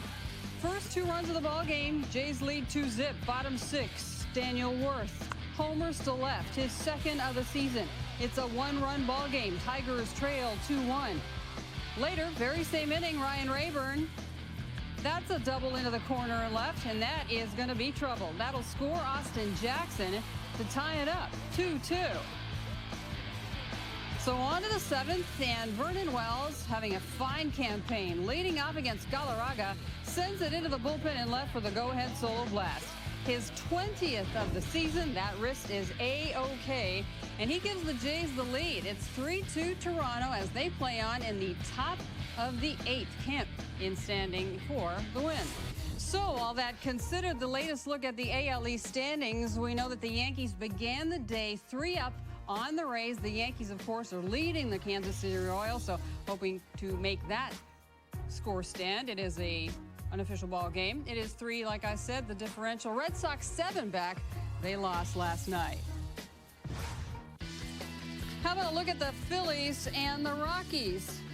Christmas in July, they'll have none of it. Top of the 1st, Dexter Fowler leading off, and Happ strikes him out swinging. 2 batters later, Happ gets Carlos Gonzalez to strike out to retire the side in order. Bottom 2, 1 on and 1 out, and it's Ben Francisco sending the Jeff Francis offering to left and gone, unplayable. 2-run home run, his 3rd. Phillies up 2-1. Now in the 3rd, Gonzalez. Long, deep drive to center field. Shane Victorino climbing the wallow. He gets there just in time before the climb. Nice catch to end the inning. Top 4, a man aboard for Ryan Spilborghs. Got it. Homer to left. Go ahead 2-run home run. His 9th. And the Rockies up 3-2 after Ubaldo Jimenez has come back down to earth of late. It's a very close game. 3-2 for the Rockies as they play on in the bottom of the 5th. Now for some other news and notes from around baseball to tell you about. It is a 3-team race in the American League Central, but the Tigers suffered a serious blow when Maglio Ordonez broke his right ankle in a play at the plate against the Blue Jays yesterday. Now he's expected to miss 6 to 8 weeks. Meanwhile, the Oakland A's were forced to place starter Ben Sheets on the disabled list with an injury to his surgically repaired elbow.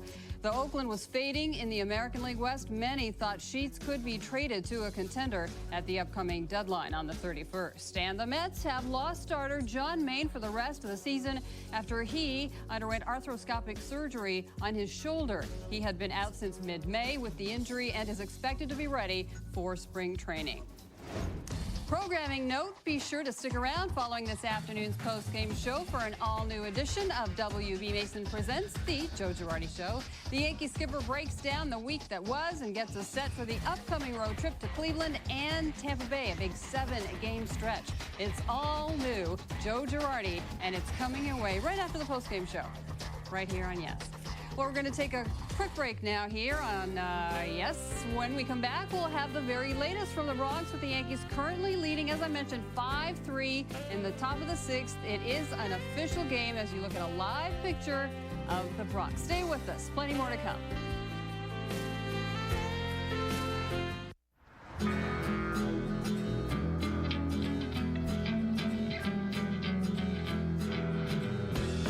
The new 2010 Land Rover LR4.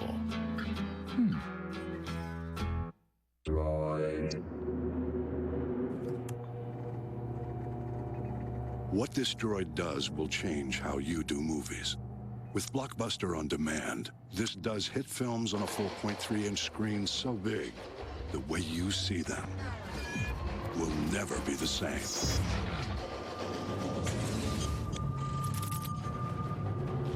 Introducing the new Droid X, preloaded with Blockbuster, the next generation of does. You can buy furniture online at RaymoreFlanagan.com or at any Raymore and Flanagan showroom and have it delivered anywhere in the Northeast in 3 days or less. Brighten Mom and Dad's dining room in Connecticut. Help furnish your son's loft in Manhattan. Surprise your daughter with a comfy bed in Buffalo. Or send Grandpa a new recliner in Philadelphia. Delivery, incredibly fast. Anywhere in the Northeast, 3 days or less. From Raymore and Flanagan. Winner of the highest predicted residual value rating in its class, 5 years in a row. The 2010 Range Rover Sport. Powered by intelligence. You are looking at a live shot in the Bronx. The tarp is on the field. We are in a rain delay, hopefully not too long of one. It is 5-3 Yankees. They lead the Royals in the 6th inning, looking to take 3 of 4 from KC before they skip town and head to Cleveland. No, A-Rod has not yet hit his 600th home run, so stay with us here on Yes when we resume play, and we'll keep the A-Rod watch on. In the meantime, let's see how the Yankees got to that 5-3 lead and take you through the highlights of the day. Pick it up top 3. Scott Podsednik, he's had a fine series. Opposite field here, the ball hits off the foul pole, right off it. The umps quickly motion that it's a home run, and Podsednik, it's his 4th on the season. Bottom 3, Curtis Granderson, the beginning of a nice day, leading off the inning with a shot into the Yankee bullpen. Off Sean O'Sullivan, his 8th, and he's just getting started. Yankees down 2-1. Later, same inning. Big inning for the Yankees. Derek Jeter drives one into the gap in right center. Splits the outfielders, rolls all the way to the wall. Ramiro Pena heading home. Slides. Avoids the tag. He's in there safely. Jeter goes to third on the throw. 2-2. 2 batters later, Mark Teixeira. Watch this little squibber down the third base line. It'll work. Chris Getz charges. Has no play, so Tex reaches. It's an RBI single, and scoring is Jeter. Next batter, A-Rod, still looking for 600. Instead, he sends it down the left field line. He'll take that. It rattles into the corner, kicks by Podsednik. Teixeira comes in to score. It's an RBI double for A-Rod, and the Yankees have a 4-2 lead. In the 4th, Rick Ankiel got all of this one. It's the 3-2 pitch, and it's off the facing. In the 3rd deck, the solo homer, Royals within a run, 4-3, but not for long, says Curtis Granderson. Farewell fly ball into the stands in right for the solo blast, his 2nd of the game. 5th career multi-homer game for Curtis Granderson, and again, it's a 2-run lead at 5-3. In the 5th, A-Rod still looking for number 600, grounds out to short. Back into the bullpen, but at this point, it's still a close game. I guess, Kenny, what you don't want to do is you don't want to fall into the trap of saying, well, there's a 2.5-hour rain delay. It's kind of a blowout game. It's not a blowout game. It's a close game, and the Yankees want to win this. Well, most definitely so. There's 2 runs ahead. The Kansas City Royals, we've already mentioned, a good hitting ball club. So Joe Girardi and also Dave Eiler are going to have to piece this game together with the relievers to bring it to a conclusion. And, of course, these fans are hoping that it's with the Yankees on top. Probably Joe Girardi and Dave Eiler. I mean, they probably actually look at this as a fun part of the game because, I mean, anybody can put the scorecard out there with Sabathia throwing 8 or 9 innings and you go to Mariano. I mean, this is where your managerial skills come into play. You matchups in your bullpen, and you give your offense a chance to tack on a few runs and walk away with the win here. You saw a shot of Sean O'Sullivan, who was a starter for the Royals. His afternoon is done. He's out of the ball game, and it's a left-hander warming up in the Kansas City bullpen. Looks to be Dusty Hughes. So both managers look like they're going to left-handers from this point on. Well, where we are right now is 1 out in the 6th inning, top of the 6th inning. Wilson Betemeat had struck out looking against Phil Hughes, so Hughes goes 5 1/3 innings, and Jose Guillen is going to come up to the plate. So it'll be Guillen and Keel with 1 out here in the 6th, and I didn't think so about an hour ago, but we're going to have baseball here at Yankee Stadium. We're going to finish this one up, and that's a good thing. And the Yankees will finish up their homestand. They took 2 out of 3 from Tampa Bay. They split 2 with the Angels, and they're trying to take 3 out of 4 against the Kansas City Royals. So a 5-3 game. Boone Logan is ready. Jose Guillen is ready, and let's do it again here at Yankee Stadium. And he swings at the first pitch, does Guillen, and fouls it back, and the count is quickly 0-1. I've been over it a few times when talking about in the DH role, but much easier to get loose now in the new Yankee Stadium. You have a batting cage in your own tunnel right outside your locker room. I'm sure a lot of these players were in there taking swings, getting ready to go. You see right out of the get-go, strike one, big swing. And the 0-1 outside. And you don't only just have a batting cage by the Yankee clubhouse, you also have one by the Royals clubhouse as well. So they give the visiting team that same luxury. And you didn't have that at the old ballparks. You had to walk a mile to take BP in the old Yankee Stadium indoors. The 1-1. Popped up.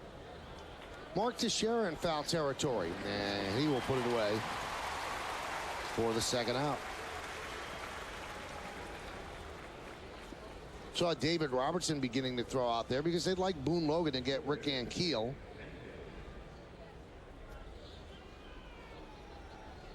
And we'll see what they do after that. And Keel 2 for 2 against Hughes in that long home run, a single and a home run.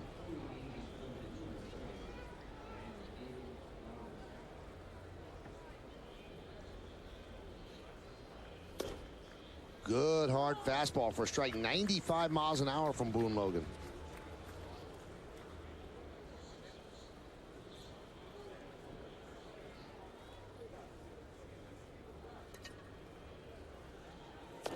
I think back to the ball game where Andy Pettit got hurt against the Rays on the 18th, and he only worked 2 1/3 innings. The Yankees won the game 9-5, basically because Joe Girardi and Dave Island pieced it together. Robertson went an inning and 2/3, Park an inning in the 3rd, inning and 2/3 for Logan, inning and 2/3 for Jabba, and 1/3 for Mariano.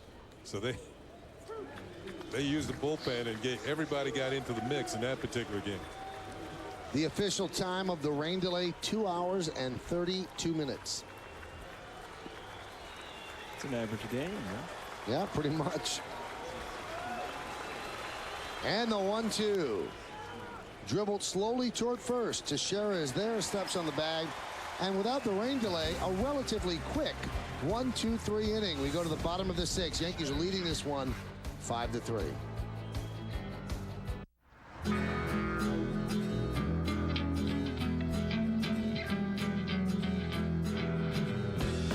The new 2010 Land Rover LR4.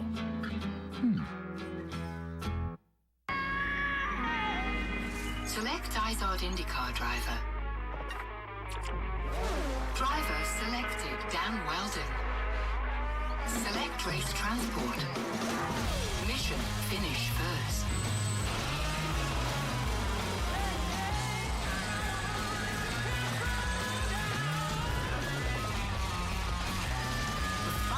Drivers in the world. See who wins at racetotheparty.com. Could switching to Geico really save you 15% or more on car insurance? Is having a snowball fight with pitching great Randy Johnson a bad idea? Sorry, man. You all right? Yeah, I'm good. Yeah, you just winged me. Think anybody's gonna notice that? Yeah, probably. Maybe we should just go sledding. Yeah. Geico. 15 minutes could save you 15% or more.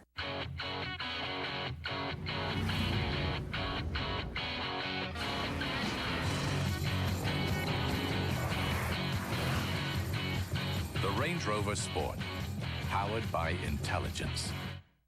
This season has seen tears and cheers. Today on an all-new WB Mason presents The Joe Girardi Show. The skipper previews next week's series with the Indians and Rays as the pennant race starts to heat up. Plus, get the manager's reflections on A-Rod's quest for 600. See ya! It's an all-new Joe Girardi Show today after the postgame. Only on Yes. Well, Ned Yost, the manager of the Royals, has to make the call to the bullpen, and is brought to you by AT&T. Rethink possible. And they will go to their lone left-hander, Dusty Hughes. And we've seen Hughes in 3 of the 4 games of the series. Yeah, he's been busy.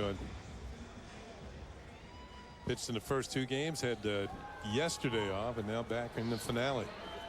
Why this inning? Because he's going to face a lefty, a switch hitter, and then 2 lefties. Cano, Posada, Granderson, and Gardner. That's the part of the order that a manager would bring in the left-hander and have him try to navigate through the switch hitter. Cano is 0 for 2.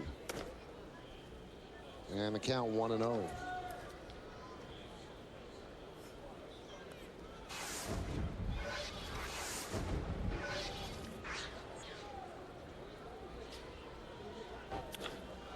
And now Cano is 1 hit away from 1,000 in his career. That's hit number 999, a line single to right field. Well, you say it over and over, Kenny. Ball hit hard. Robbie Cano, if you give him a good pitch to hit, he's going to hit it hard. And yes, Mo, you're going to watch that bat just stay through the zone. Picture perfect right there. That's a thing of beauty. Used to be a 21 on the guy. I just used to see do that. Yeah? Yeah. Who was that guy? Oh, let me see if I can only remember.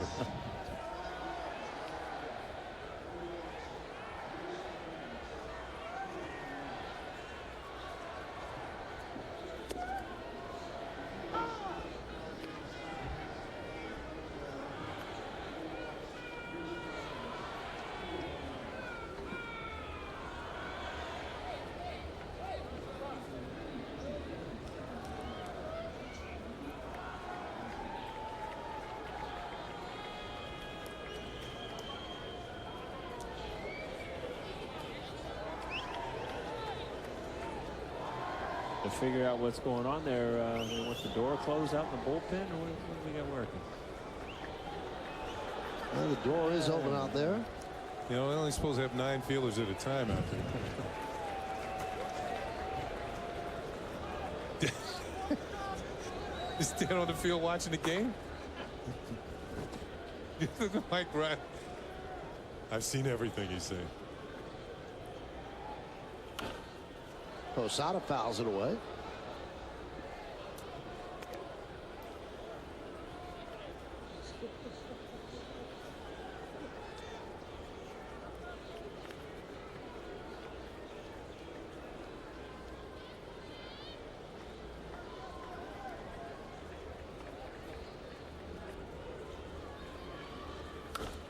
That one's popped up.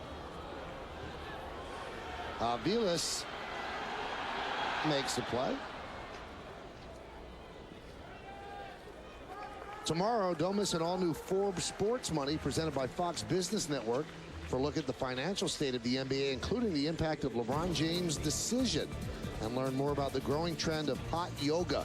It's an all-new Forbes Sports Money tomorrow at 11, only on Yes. Here's Granderson. He's had a special day so far. 2 for 2, 2 home runs.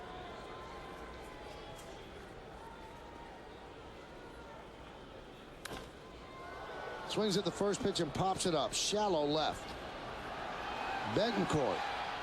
He makes the play. Boy, he's been impressive in this series. He can play the position. We saw that in Seattle when he was out in Seattle. He's a good fielder. You saw him tiptoeing over that. That was where one of those puddles were. You know, we were talking about the drainage of this field. You see at the end of this play, you see those short, choppy steps, and you see that water splashing up. You feel it as a player when you don't have great footing. You start taking those smaller steps and no quick stops. You're going to end up on your backside. Here's Brett Gardner. He's 0 for 2.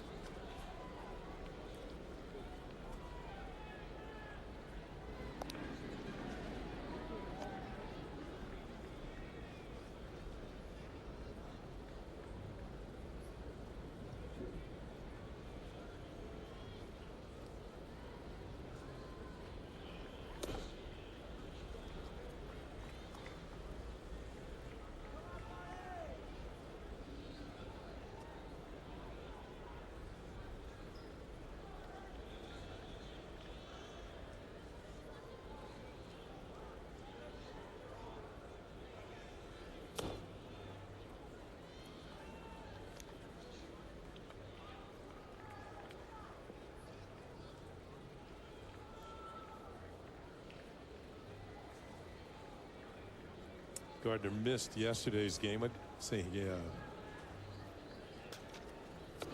acid reflux or some problem that he had. That was the start of it. Okay, but the game before, he actually had 2 hits. And that was his first multi-hit game since July the 10th. He's been, I wouldn't call it a real slump, but he hadn't been hitting quite as well as he had been before. He's 3 for his last 22. Yeah, that's, for him, that's not good. For anybody, it's not good. Because usually you think he'd be able to beat something out or maybe lay down a bunt. Snap throw.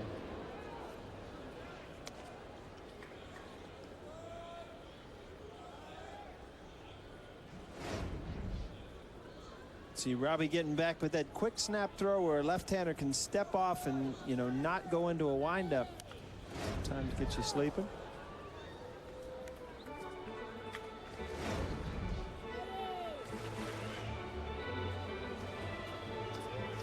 A little different move.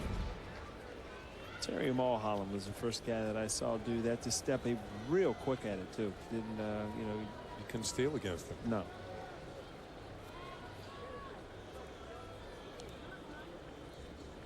Runner goes, and that one is slapped into left field. It's a base hit. Robinson Cano will go to third. They're going to wave him home. Posednik hits the cutoff man. Throw home, not in time. It's an RBI double for Gardner, and the Yankees lead 6-3.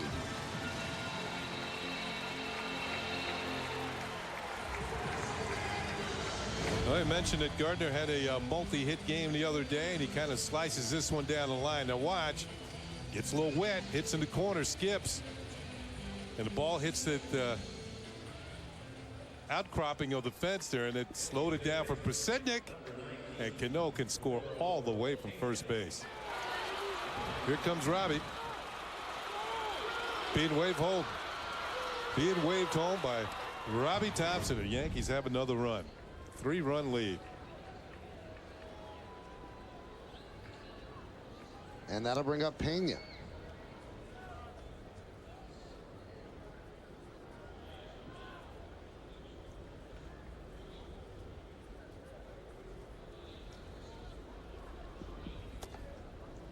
And the pitch outside.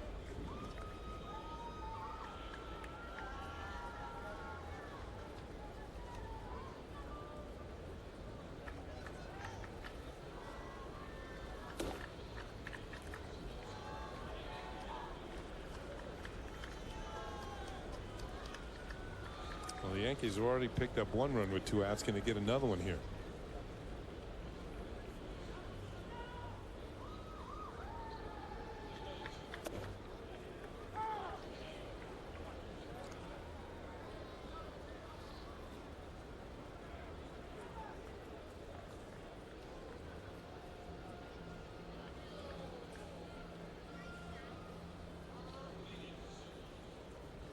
The 2-1. We're going with the changeups off Pena. It's just, I mean, I think that's 3 consecutive changeups in there. You saw that with O'Sullivan early in the game. Not afraid to back it up with the same pitch.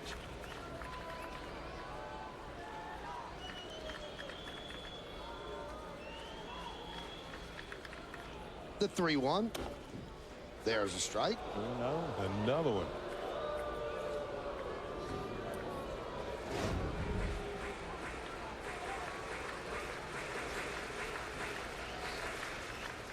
I don't know if this had the corner or not. Yeah, it did.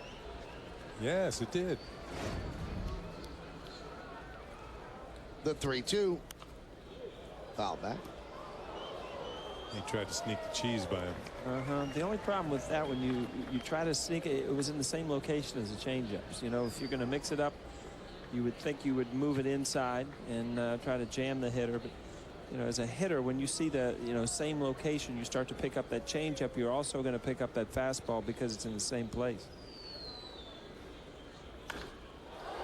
High drive, left center, giving Chase Ankiel on the run, and he makes the play. He covered a lot of ground on a wet track to haul in Pena's long drive. Yankees get a run on 2 hits. They lead 1. Let's go to the 7th inning. Yankees 6, Royals 3. The 2009 New York Yankees are world champions. Yankees fans, get the inside scoop on everything Yankees by subscribing to Yankees Magazine. For just $49.99, you'll receive 8 issues of exclusive articles, interviews, and photos you won't find anywhere else. To subscribe to Yankees Magazine or to purchase other Yankees publications products, call 1-800-GO-YANKS or log on to Yankees.com today.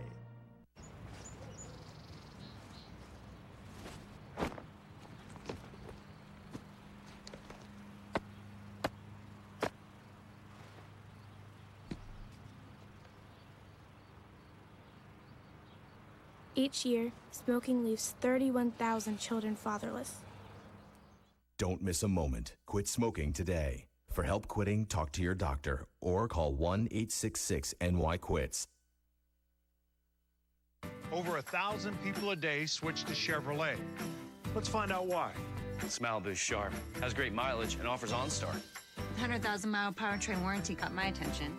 It's the Chevrolet Summer Event, which means the only thing left to decide is who drives it home. Me. Her. Me.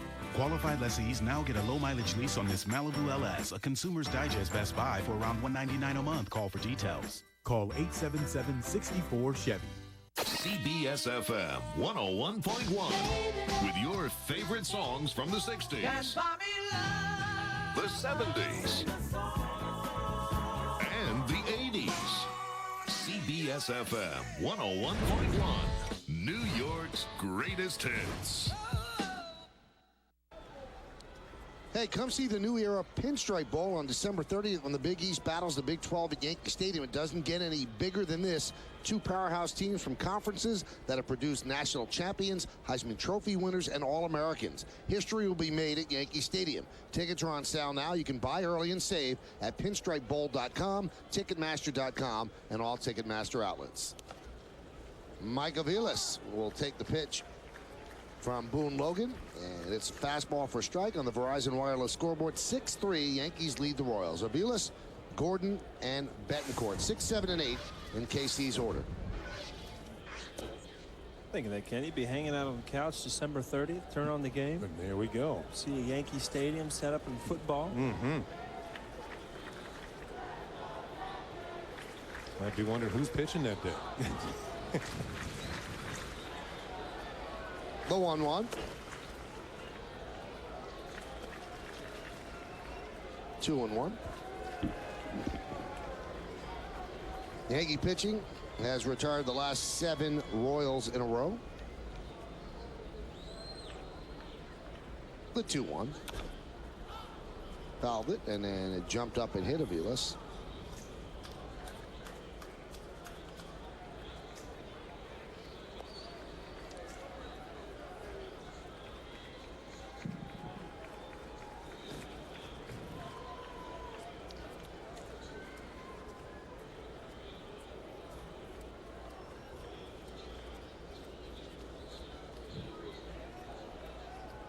The 2-2.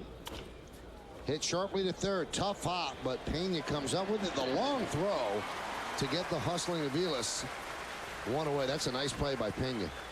He can do it in 3 positions. Second, third, and short, but the hot corner, oh, you're right, tough hop, and he made it look fairly easy. Ball rolled up his arm a little bit, but he's got a strong enough arm to get it across the diamond.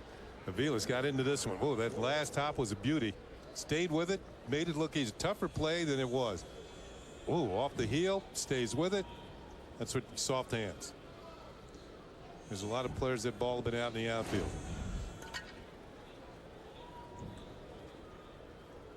Alex Gordon fouls it back.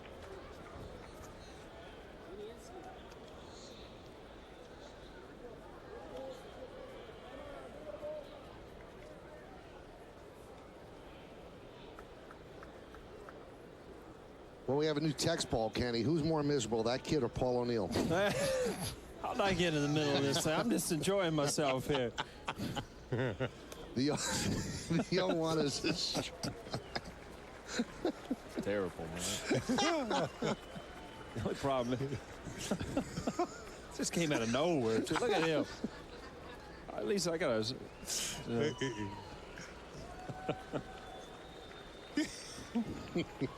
He's not too happy.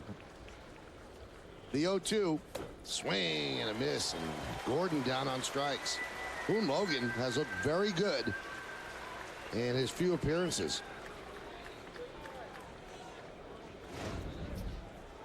And you talk about Boone Logan. There's a breaking ball. Had a good swing on a pitch before on a fastball. Set up that breaking ball in the dirt. Good pitching.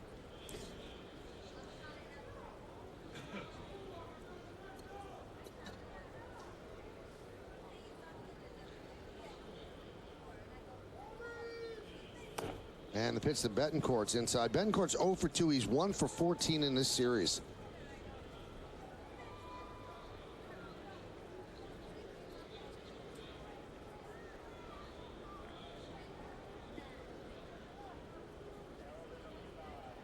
The 1-0. 1-1.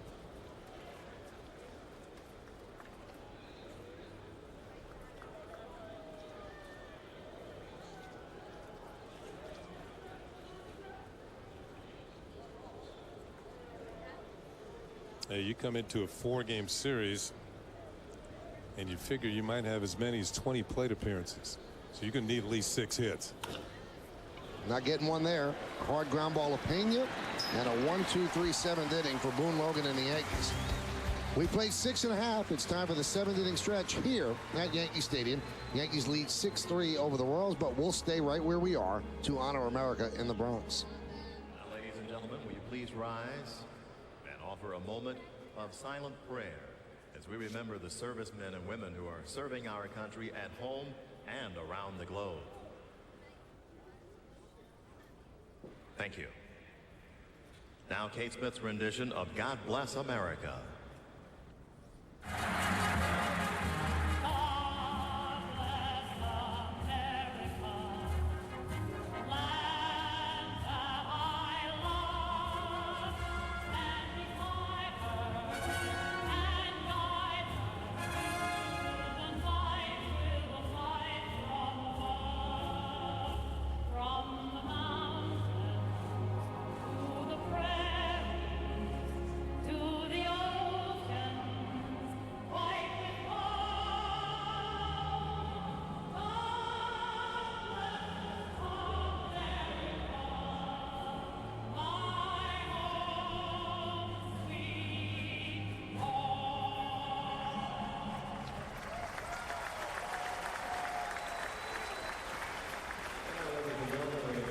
Do you know which sports sedan comes with available all-wheel drive and can outbrake and outcorner an Audi A4?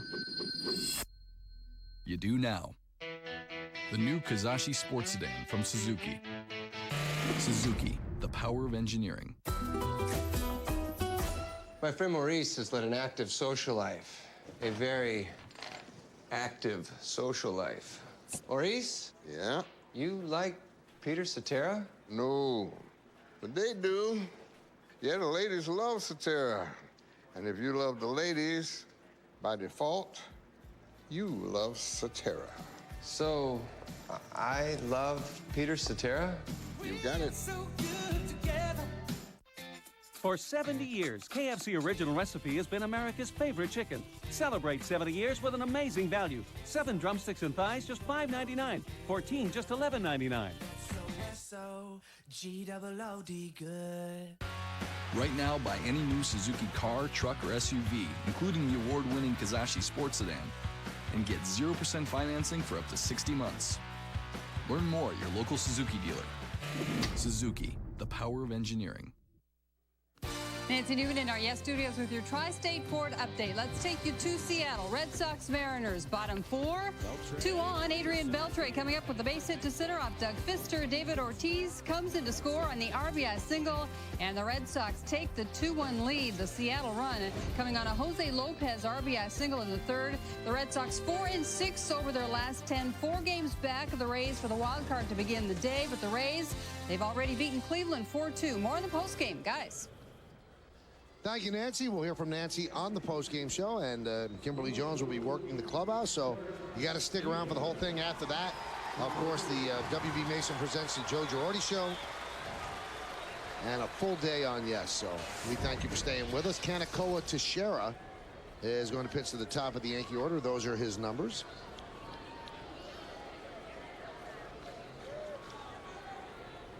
Derek 2 for 3. And a strike. Derek hitting .276 so far on this homestand. He is 12 for 41. On the Verizon Wireless scoreboard, 6-3 Yankees lead the Royals, trying to take 3 out of 4 from Kansas City. All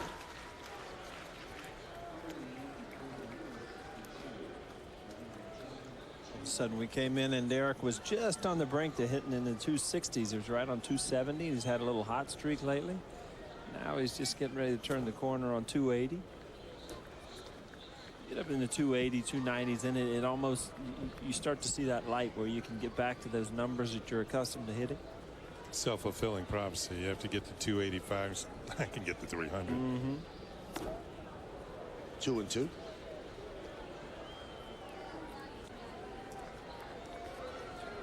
Yankees getting Jabba Chamberlain ready for the 8th inning.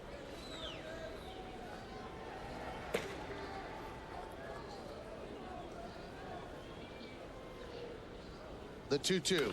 Hot shot up the middle. Jeter with a 3-hit day. Let's check out tomorrow's starting pitchers, brought to you by Fios TV, Internet, and Phone.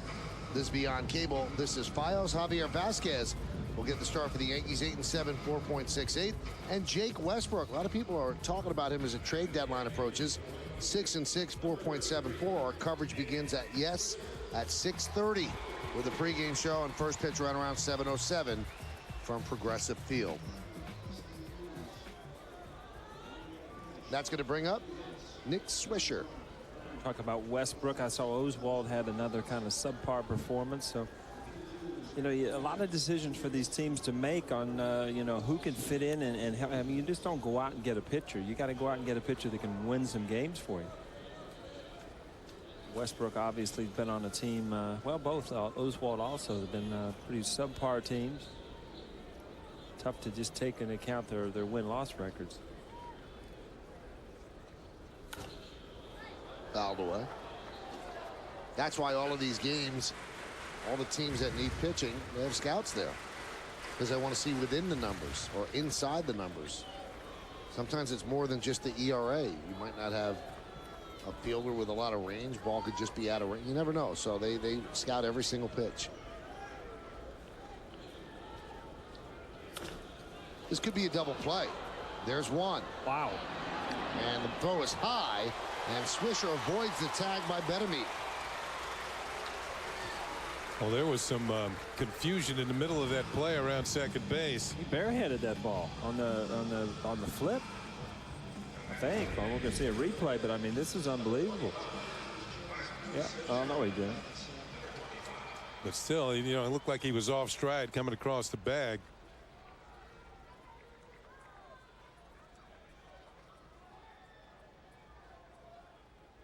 Man. And the pitch to Teixeira from Teixeira is outside 1-0. And you see Nick Swisher avoiding the, or did he? Just another one. It's been a tough series on Oh this my moment. goodness.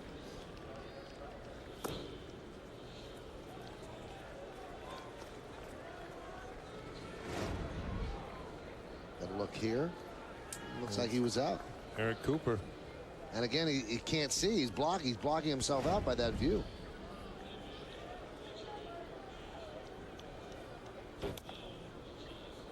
Count 3-0.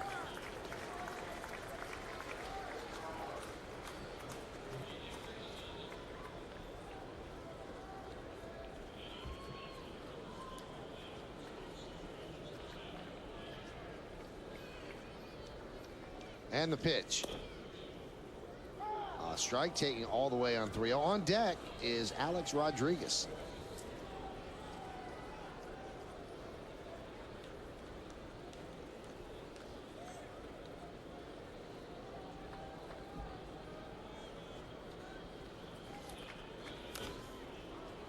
Count 3-2. You see Teixeira with good sinker movement on his fastball. And you were saying not too many home runs hit off of him this year, and that's why. You see the end of the ball sink, tough to elevate it, tough to hit home runs off of. And 1 home run in 42 in the 3rd innings.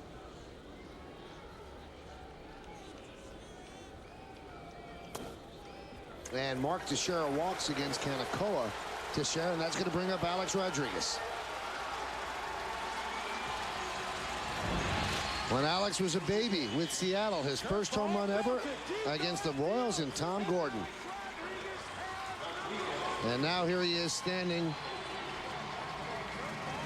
within 1 of 600. This could be his last chance to do this at home. So they will bring in the specially marked baseballs,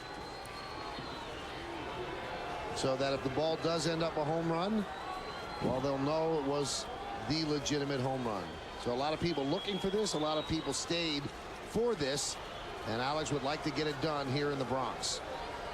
1st and 2nd, 1 out. A strike on the outside corner. Now, Paul, you said during the rain delay this might be the way he could get it with runners on base. Well, as a hitter, you put yourself in a position to have a good at bat. You get everything else out of your mind because it's an opportunity to drive in runs. He's at 79 runs batted in. And the 0-1. Line drive and off the glove of Aviles, and it dribbles into center field. Here comes Swisher. Here's the throw, and he's in there. Yankees lead 7-3. Another ribby for A-Rod, but not a home run.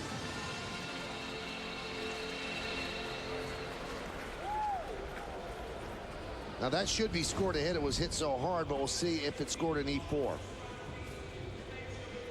Kind of fights it off. And short hops to second baseman Aviles. He can't handle it. Ball skips into center field. Nick Swisher. Good base running. Here it's coming right at you. Yeah, you would have had a tough time making that play too. Off the glove of Aviles. Teixeira's going to stop at second. And it is a single. Single and a run batted in for Alex Rodriguez, who now has 80 runs batted in. That'll bring up Cano. And Cano is 1 hit away from 1,000. So another milestone on the line.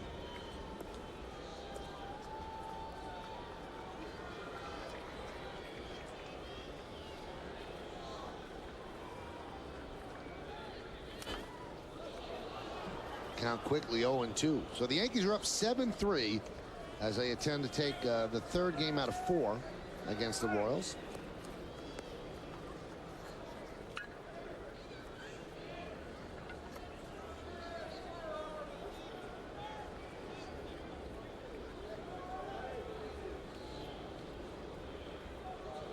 The 0-2. 1-2.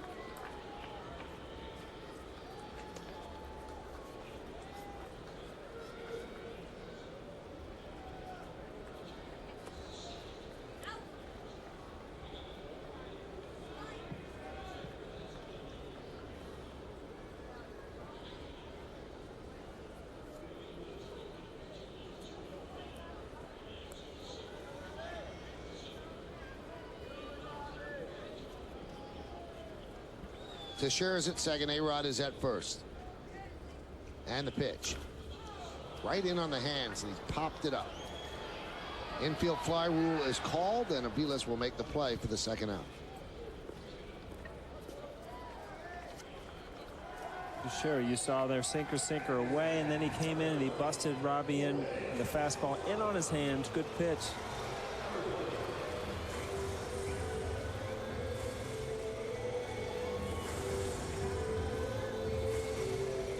We got to like the fact that the Yankees have come out after this rain delay and tacked on a few more runs to give themselves a little more cushion as you get to the latter stages of the game, and not be content with just a 2-run lead. Pushing the envelope. Trying to put this one in the win column. That one is lined to center field. It's going to be caught by a diving Yankees for the final out of the inning. Yankees can play some center. 1 run, 2 hits, and 2 men left on base. Let's go to the 8th inning. Yankees are leading the Royals 7-3. Room for 7. innovative safety for all. The 2010 Acura MDX. For attractive summer offers on the 2010 Acura MDX, visit your local dealer today. Bob's a little PO'd. New family moved in down the block from San Fran, and they got an NFL Sunday ticket to watch them 49ers every week. But that's no excuse not to be neighborly. I brought him over a party platter this morning. You're very tolerant, Lorraine. Watch your favorite team wherever you live. Upgrade to NFL Sunday Ticket today. There are over 358 million trillion gallons of water on Earth. But not all water is created equal. Only 1/1000% is filtered naturally beneath the Earth, with a distinct balance of minerals, and emerges crisp and refreshing enough to be called Poland Spring. Poland Spring 100% natural spring water. Born better. Introducing the all-new 2011 Ford Fiesta. Sporty ride, totally loaded, 40 miles per gallon. It's a pretty big deal for the Big Apple. One winner will drive this Yankee Edition Fiesta home from the game on August 20th. Enter the Drive One Home sweepstakes at your Tri-State Ford dealer. The Yankee Edition Fiesta. Drive one.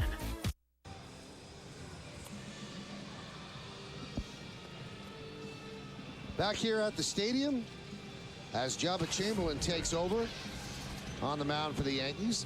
You see what Chamberlain has done. This will be his 43rd game. He has 46 strikeouts in 41 1/3 innings, 50 hits too many. So he has 66 base runners in 41 1/3 innings. He's nailed down 2 saves and a ERA 5.66.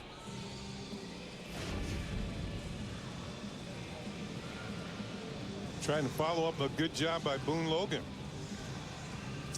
Inning at 2/3, no hits, a strikeout, no walks.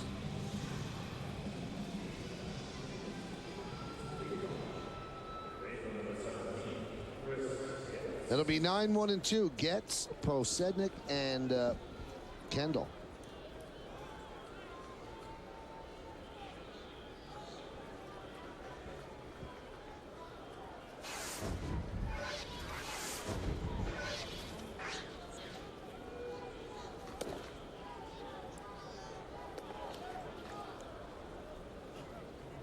Count 1-0.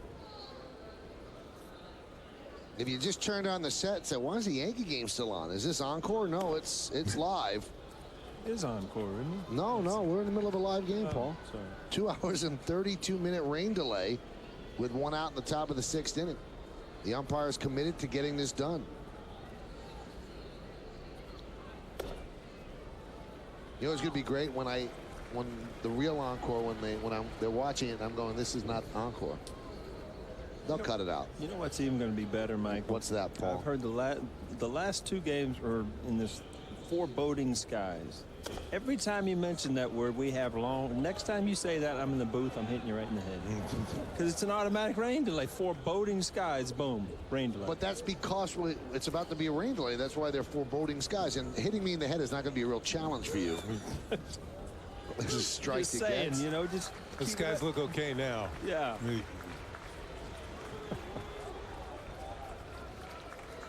Well, I guess the next game we do has to be in a dome. Yeah. Foreboding skies, I figured they're handing out umbrellas today, right? Perfect timing by the Yankee staff. People were using those today. They must have gone to their almanacs. The 3-2, and Getz walks. Getz, another guy, Kenny, you talked about at good speed. Yeah, he's one of those guys that could become a player in this league. You know, Jabba, you see him come in, he had a 2-run lead, all of a sudden you throw on a couple more, and you just, you know, from his standpoint, you can't lose that intensity of, you know, I'm going into a close game. You got to go in every time out now you touch this ball and just start building and become that guy that, you know, you look forward to going in those 1-run games in the 8th. He just has to find some confidence of knowing he's going to throw well out there every time out.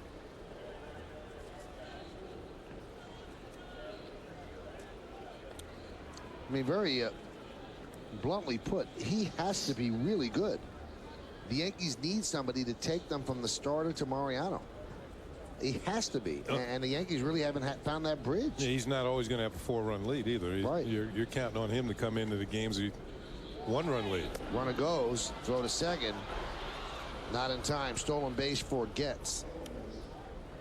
Getz is now 9 out of 10. He can get his way to second. You see Georgie's reaction there, and it's frustrating for a catcher. I mean, he's got a great jump. Job is, pretty slow to the plate. Breaking ball. Everything going against Jorge right there to get a good shot at throwing out a runner.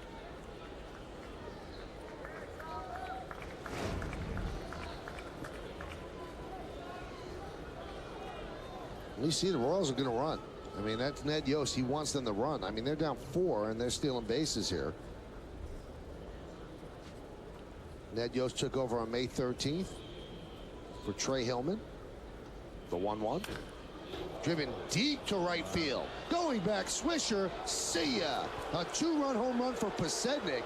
And Jabba's struggles continue. It's a ball game. Yankees 7 and the Royals 5. Pasednik's second home run of the game, 3rd hit of the afternoon, and his 9th hit against the Yankees in this series. Tell you what, you want to sing the praises of Pasednik, but again, Jabba comes in, and you're right, Michael. You need somebody that you can count on, and I think you saw some frustration on the manager's face there. This, we cannot deal with this coming down the wire.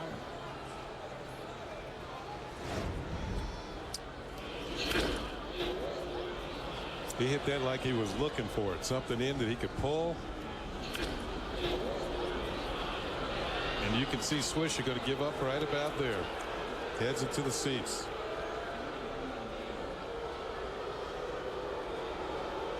Both Kansas City home runs.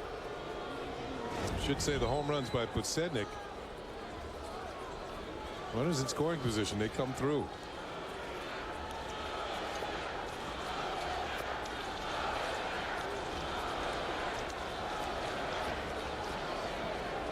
Hey, even if the Yankees win this game, they have got to fix Jabba Chamberlain. Now, that's all there is to it. They've got to. The 1-0. Count 2-0.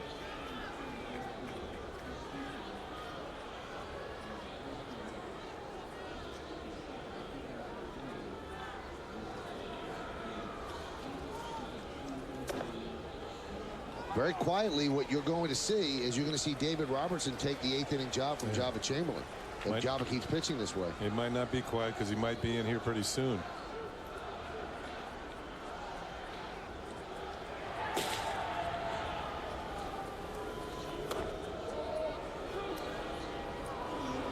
Eric Cooper said that he checked the swing.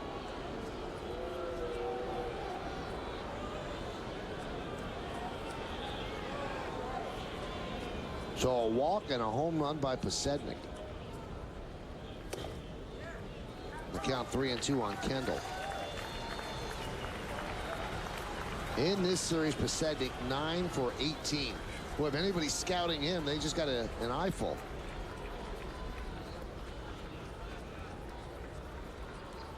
And the pitch. Grounded to second. Cano gobbles it up for the first out. Well, today and throughout the Yankee season on Yes, we're asking you to vote along with us for the Chevy Player of the Game. Text your vote to 58772 or vote online at yesnetwork.com. And today's candidates are number 1, Curtis Granderson, number 2, Scott Pasednik, number 3, Derek Jeter, and number 4, Alex Rodriguez. Vote now. Make your voice heard. Standard text messaging rates apply. Yeah, Pasednik was hot before he even got here. I mean, he was relatively warm. He just got warmer once he got to the Bronx. There's a strike. He's got a 12-game hitting streak.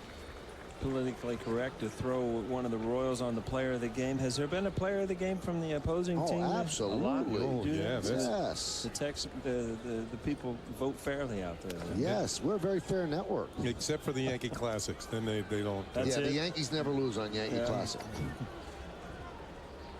But I think that's just a coincidence. All the great games they seem to win.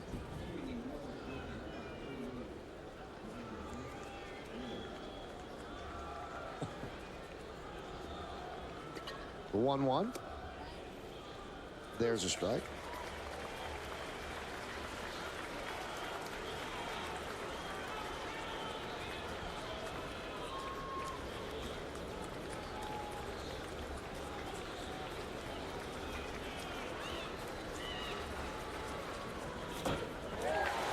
Swinging and missing is Bedami, and Posada gets an angle.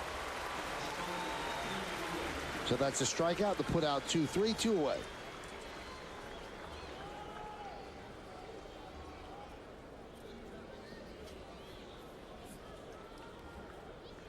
So 2 down, that'll bring up Guillen. We're in the top of the 8th inning. Yankees are leading 7-5.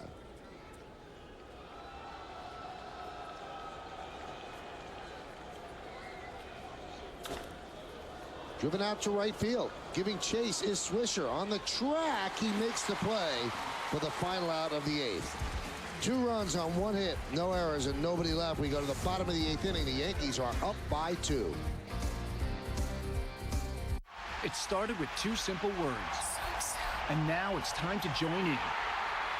Announcing the Claim Your Mazda Summer Sales Event. Enjoy the high resale value of Mazda 3. Or Mazda 6, the driver's alternative to Camry and Accord. Right now, lease a 2010 Mazda 3i Sport 4-door for $159 a month for 36 months with $1,753 due at lease signing. So why compromise? Hurry in and claim your Mazda today. I'm a good son, dependable. I call my mom every week. I even bought her a computer with my new City Forward card. Then one day, Have you seen this? she friended me Oh, there's a whole album. and started posting pictures and tagging me publicly. You ought to be rewarded for being dependable. The City Forward card gives you extra points for paying your bill on time and staying within your credit limit. What's your story? The City Forward card can help you write it. Hey, gorgeous day, huh? What's up? What is that? That's so weird. What?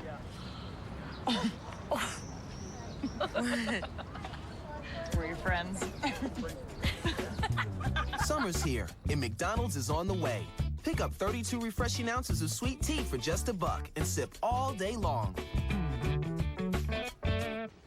In today's tough economy, every dollar counts. That's why the Yankees buy office supplies from W.B. Mason for amazingly low prices on office supplies, furniture, cleaning supplies, kitchen snacks, and Green Mountain coffee. Who but W.B. Mason? Yankees Baseball on Yes is brought to you in part by J&R Music and Computer World, and by Ford, the official truck of the New York Yankees.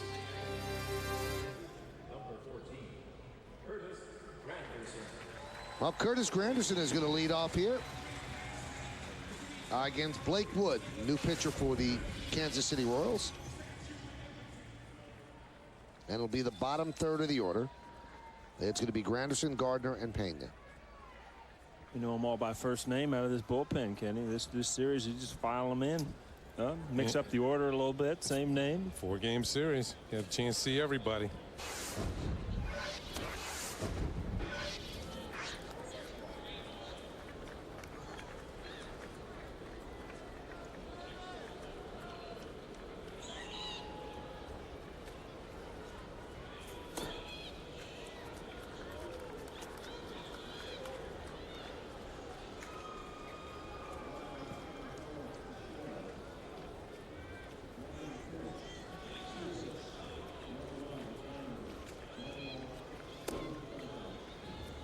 And the count 3-0.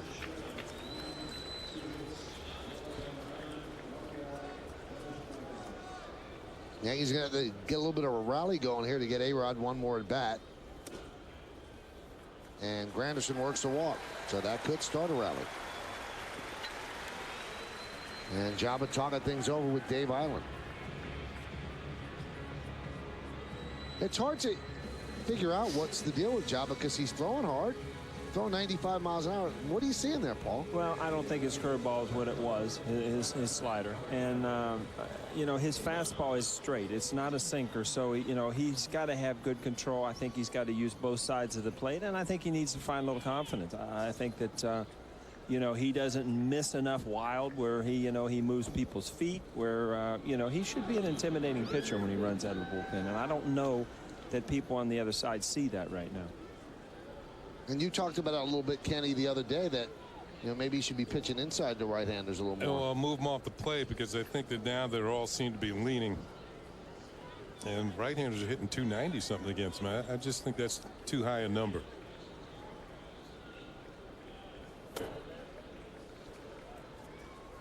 Lefties even better than that. Well, lefties are going to get their hits, especially if your fastball is straight.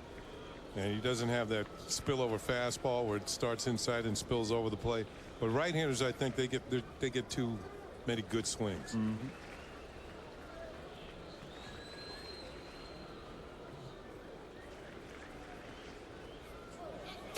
Runner goes. Oh, an awful throw. Goes into center field as Granderson will head to third. I guess Kendall held on to the ball a little too long. Stolen base and an E2.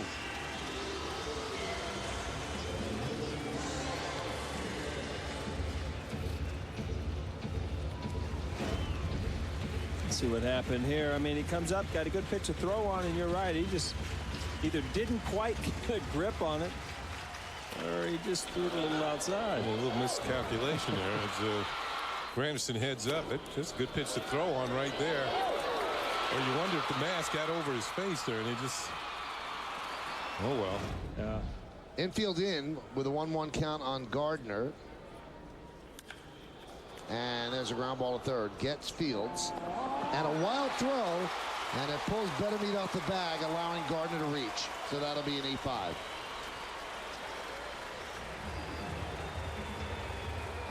Wow. These are the plays. If you're Ned Yost, it's got to frustrate you. You bring the infield in, you get a one-hopper right to the third baseman. Everything right, looking back, make a solid throw, but off the target. Well, one thing you notice when you look at the statistics, the Royals are up there in errors made. Cleveland and Seattle lead the league in errors, and Kansas City and Detroit are knocking right on the door. Maybe a little more experienced first baseman would have come up with that, though. Infield still in. And here is Ramiro Pena. Runner goes. No throw. They'll let Gardner steal second.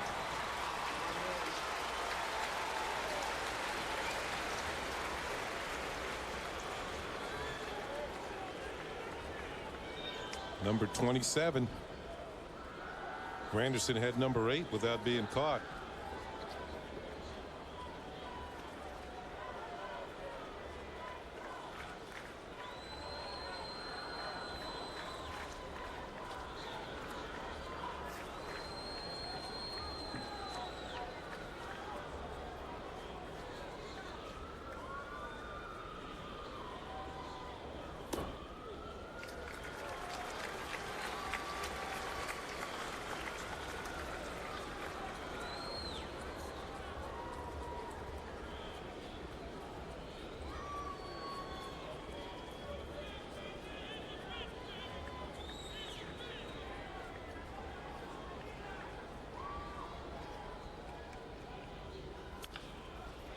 Ground ball to second. That'll hold the runner for the first out. Now, strangely for the Yankees, with Java having pitched the 8th inning, Mariano is not up in the bullpen. Maybe Joe Girardi is thinking if we get 2 runs here, it's not a safe situation, but there's some stirring out there right now, but no Mo. There's Mo now. So I guess he's got the whole timing down.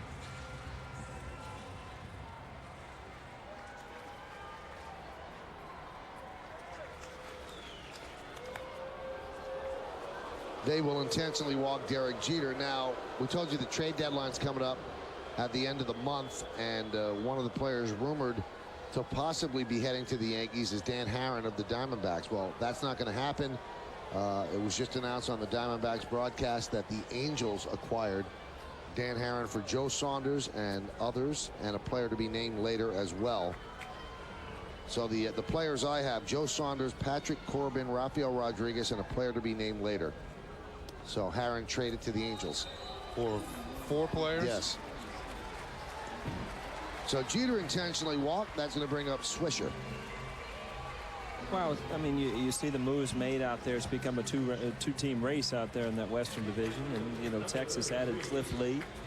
And sometimes as an organization, you have to kind of match things up to know that you're on the same page as your players. You go out, you get a #1 right-hander to come in, try to get back in that thing.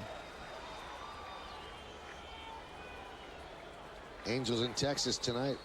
And what it tells you, too, that maybe the Angels are trying to boost their ball club. So not only can the Rangers make a move here, we can make one, too. We're not giving up.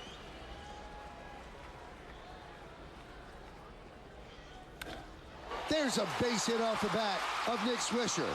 Granderson scores. Here comes Gardner. He'll score. It's a 2-run single for Nick Swisher. And the Yankees are up 9-5.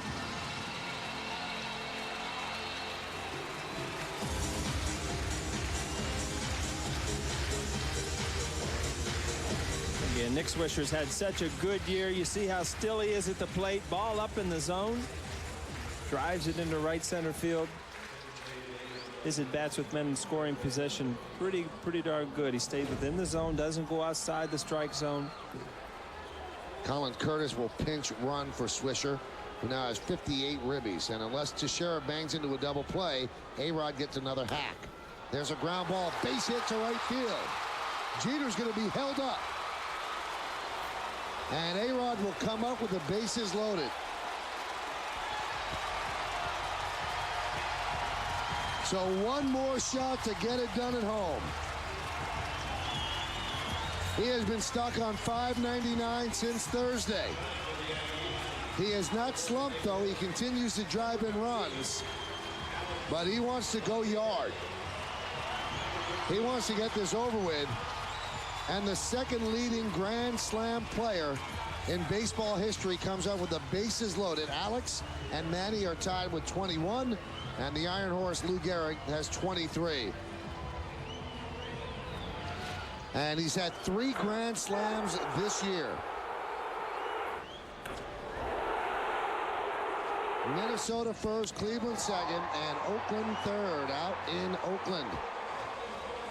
Can he do it again? And it would be a dramatic way to get to 600. Was Mattingly hit, what, 5 or 6? He had 6 in 1 year. 6 in 1 year.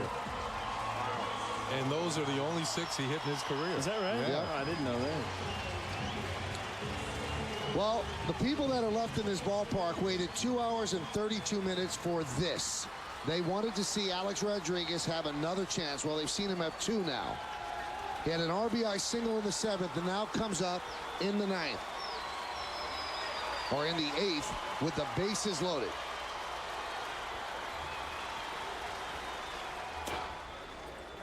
And there's a strike on the inside corner, 95 miles an hour, 0-1. Bob McClure, the pitching coach, came out and spoke with Wood about this at bat against A-Rod. A-Rod's 2 for 4. He has 80 ribbies. Simple sign, a big request.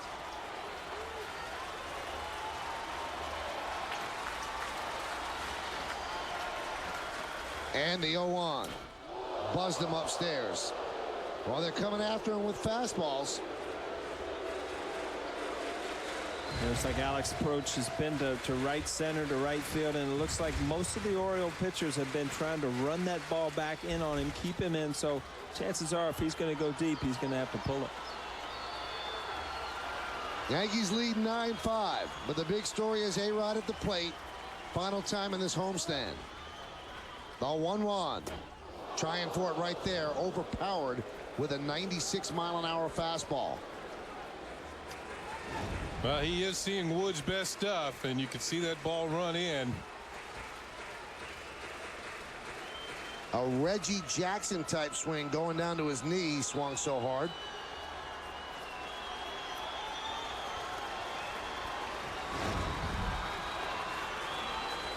He got the first 600 shirt. Will it be worth anything right now? The 1-2. Look out! And A-Rod gets hit. So they try to come in, and A-Rod gets hit. And that's going to force in a run, and A-Rod gets a very painful RBI as the Yankees lead 10-5.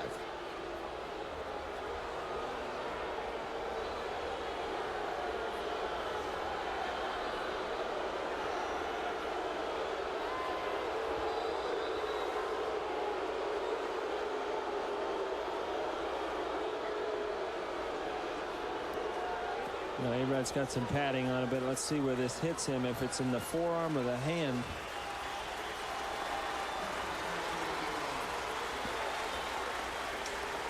A painful run batted in. On top of the hand, it looks like. Not a good place as a hitter, believe me.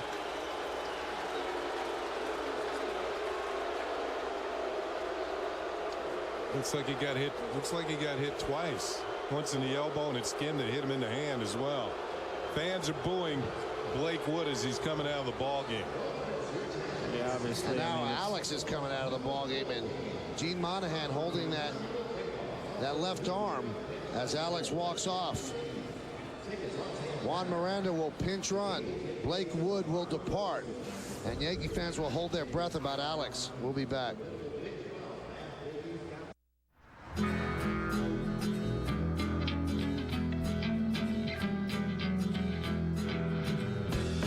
The new 2010 Land Rover LR4.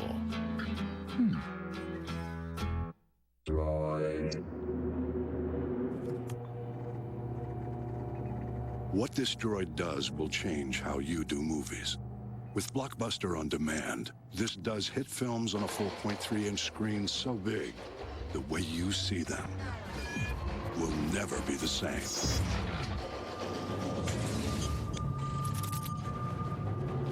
Introducing the new Droid X, preloaded with Blockbuster, the next generation of does.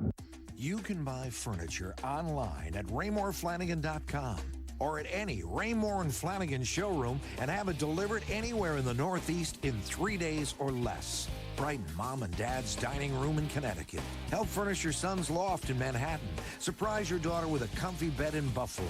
Or send Grandpa a new recliner in Philadelphia. Delivery, incredibly fast. Anywhere in the Northeast, 3 days or less. From Raymore and Flanagan. Winner of the highest predicted residual value rating in its class, 5 years in a row. The 2010 Range Rover Sport. Powered by intelligence. Well, Alex Rodriguez in his final at bat of this homestand to try to get his 600th home run. Blake Wood tries to bust him in, instead bust him on either the upper left arm or the hand. It's hard to really tell, but Alex had to leave the game, lifted for Juan Miranda as a pinch runner. And here is Robinson Cano now against Victor Marte. And for Robinson Cano, a milestone is up for grabs for him. His 1,000th hit is right there in front of him. Line drive, right field. It's a base hit, and it bounces into the seats for a double, and that is Robinson Cano's 1,000th lifetime hit. It's a 2-run double, and the Yankees lead 12-5. Bad break for Robbie as his souvenir bounced into the stands. Yeah, now they got to go trade it again. I've been through this before. You got to go down there and trade a few things to get this ball back.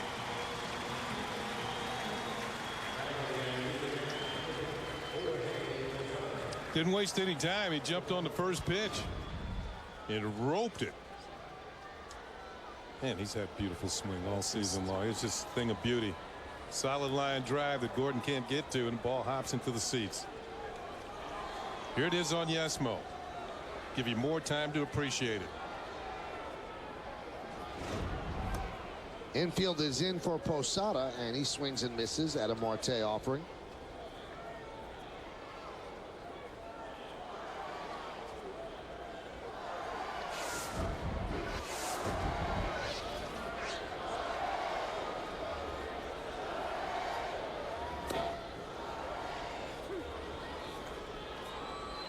The Yankees have batted around here in the 8th inning. Gino is pointing to his forearm as where Alex got hit.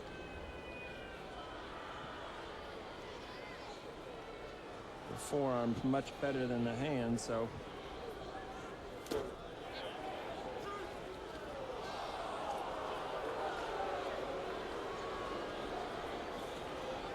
And Posada down on strikes. Let's take another look at A-Rod being hit, see if we can tell.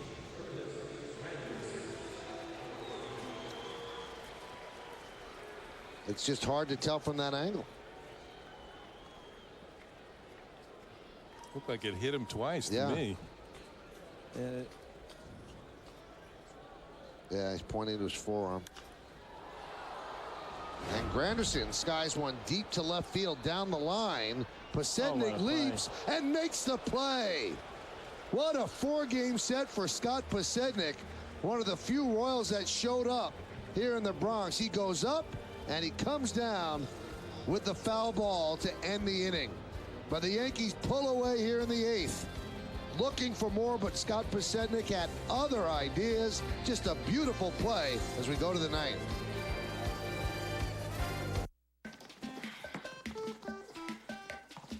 The official ice cream of the New York Yankees could be your ticket to the game. Every carton of delicious Turkey Hill Bronx Bombers Sundae and Pinstripe Brownie Blast is a chance to win Yankees tickets. Brain freeze. Bring in the closer. So get into the game with Turkey Hill, official ice cream of the New York Yankees. Did you bring the camera phone? I did. Do you want to go first? I've been waiting for this all day. Okay, this is Fro and Stacy. Introducing Chase Quick Deposit. Just photograph the front and back of your check using the Chase mobile app on your iPhone and hit send. This is so cool. This is so cool. You want to try it? Yeah. Okay. All right, who's next? Make a deposit from anywhere, anytime with your iPhone. To Mr. and Mrs. Walker, why would they send my parents a check? Chase what matters.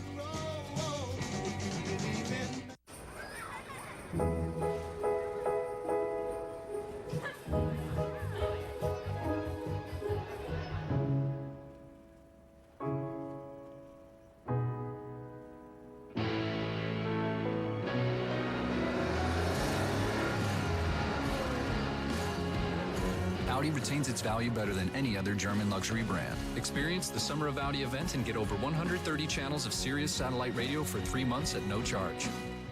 Wednesday on an all-new GMC presents Center Stage with Michael Kay. Fan favorite Andy Pettit talks past. Last year was up there above all of them. Present. I feel like we're going to win another championship this year. And future. I'm going to go home again this year at the end of the season and see how I feel. Center Stage, Andy Pettit. Premieres Wednesday at 11. Only on Yes. Well, after the last out, you've waited this long. Keep it here on Yes for the WB Mason postgame show. Nancy Newman is back in the studio with highlights and analysis of this game, plus a look around the rest of the majors. And Kimberly Jones gets the team's reaction from the clubhouse. It's all coming up later. It's only on Yes. New pitcher for the Yankees is Chan-Ho Park. Not a save situation. Yankees up 12-5, so Mariano took a seat. And Park against Ankiel. Nubbed up the third baseline. Pena fields off balance throw, not in time, and Keel picks up his 3rd hit of the afternoon.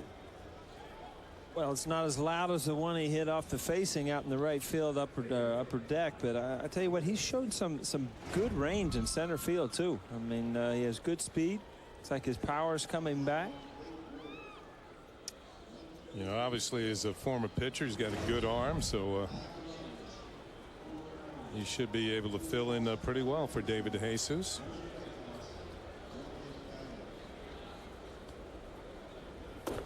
Pitch to Aviles is outside, and there's another guy the Yankees have to work to straighten out, and that's Chan-Ho Park.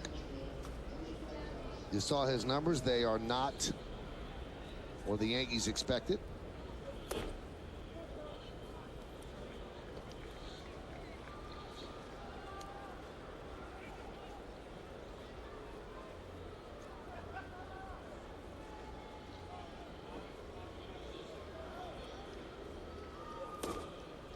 And the count 3-0.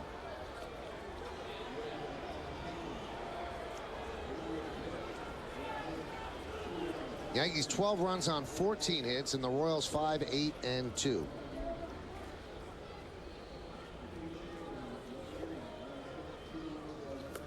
And he misses on the 3-0, so you got a 7-run lead. And you walk a guy with a runner on first base. Let's take a look now at the Land Rover drives of the game. Why get a car when you can own a Land Rover? Oh, we talked about Scott Pasednik in the series that he has had. This is in the 3rd inning.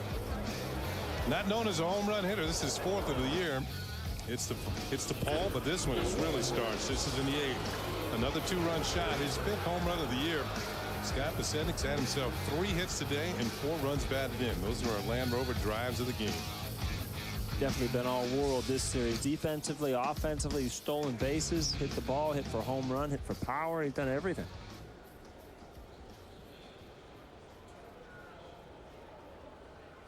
Here's Alex Gordon.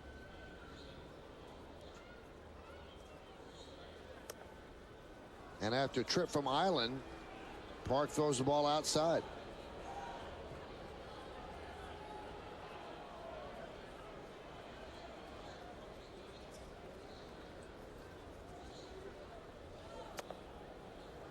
And a strike. And a bit of a derisive cheer from the stadium crowd, or what's left of the crowd.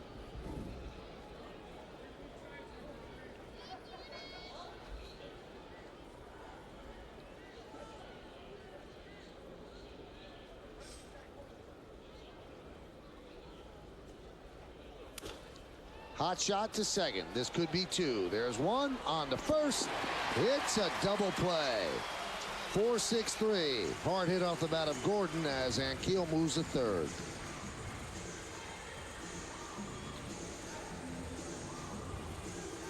That is the 3rd double play that Gordon has hit into in this series. And each time he hit the ball really hard. Here is Brian Pena to pinch hit for Yuniesky Betancourt. And there's a strike.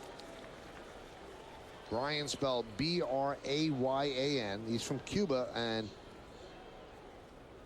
the reason he's named Brian, he was named after Brian De Palma. And that's because everybody, according to Brian Pena, everybody in Cuba reveres the Godfather. And there's a balk right there. No, it isn't. He picked up, did he pick up the... No, there's going to be an argument here. And I'll tell you exactly why. Posada threw his mask away to get it so he could find the ball, and the mask happened to land on the ball.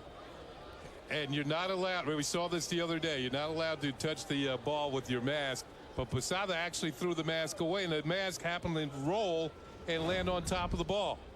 The ball gets away. He's trying to find it, throws the mask away. The mask is going to roll and land on top of the baseball. And it's not as if he used the mask to try and pick up the ball. I think this is a misrepresentation of the rules. We saw this the other day in the Angels series when Jeff Mathis tried to pick up the ball or help pick up the ball with his mask. And I think this is not the way the rule was intended to be enforced. It's not intentional. No, it wasn't. The mask just happened to roll over and roll onto the ball. So I think that the runner should go back to third base. And it looks like they're telling him that he's going to be allowed to score. Even if it's not intentional?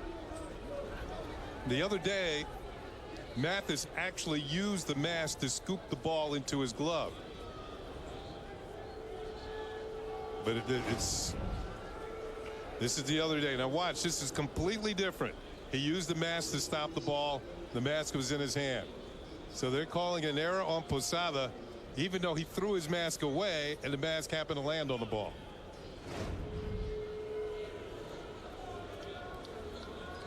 What are you supposed to do? Just leave everything there?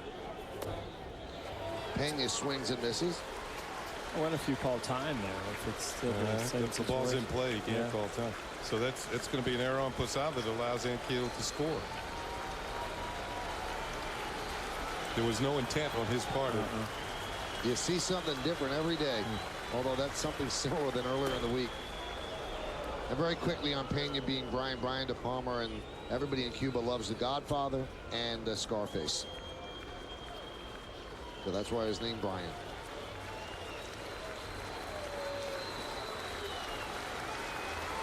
Two balls, 2 strikes, 2 outs. Yankees lead 12-6. And foul tip to stay alive.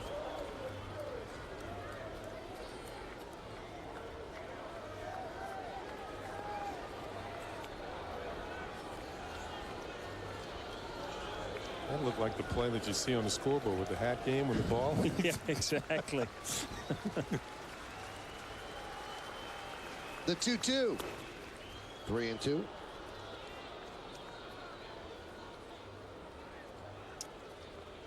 come out to the ballpark often enough, you'll see a lot of strange stuff.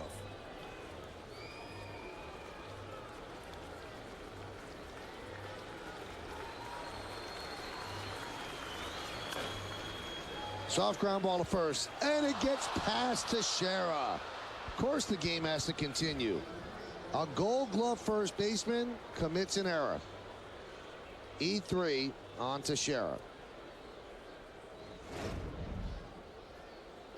That's his second of the year. It's almost the same spot. Bettamy got a bad hop in that same spot in the field. That ball just comes straight up. Like I said, you come out here often enough, you see things you've never seen before. You seen Teixeira make a great play, and now one eludes him.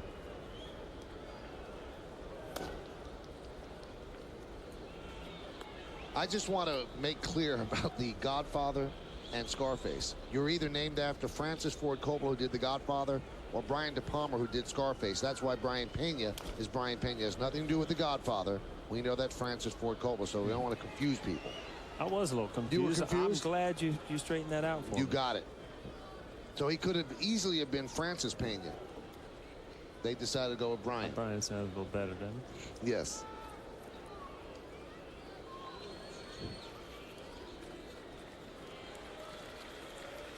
The 1-1. The count 2-1.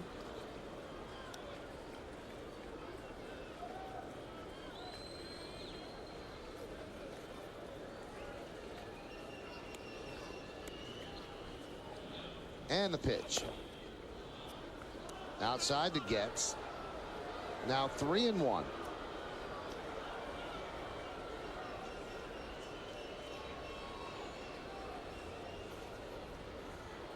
And that guy, Scott Pasetnik, is on deck.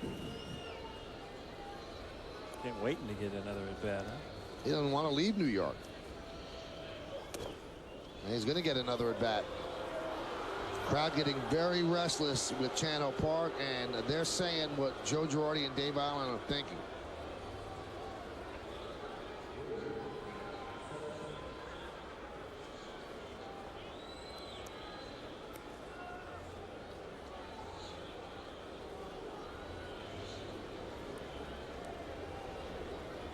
Nine hits in 4 games.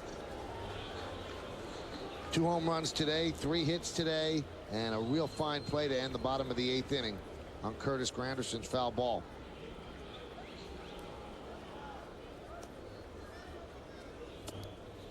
And he lays a breaking ball in there for a strike.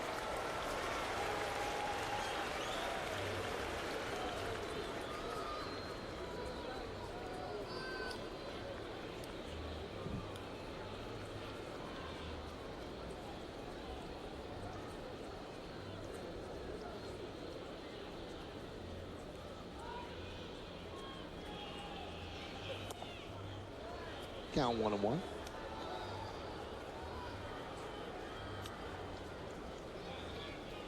Yankees go to Cleveland after the game, and the Kansas City Royals go home. Yankees begin a 7-game road trip, 4 games with the Indians and 3 games with the Tampa Bay Rays.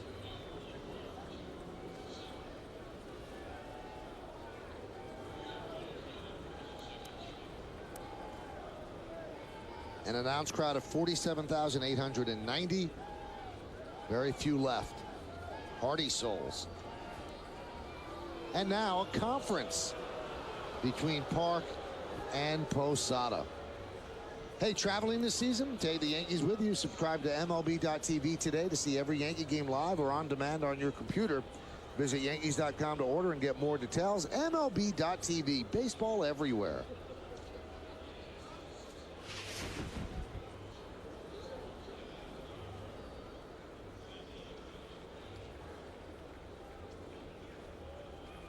That meaning, Kenny? What do you say there?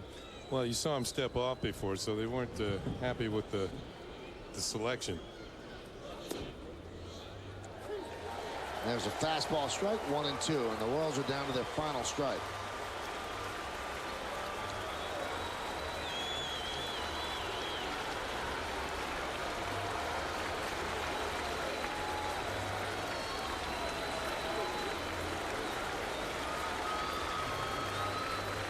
The 1-2, 2-2. Yankees are looking for their 62nd win, and again go 27 games over 500.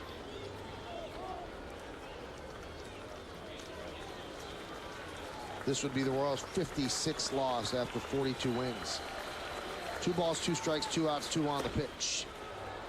Count is full at 3-2.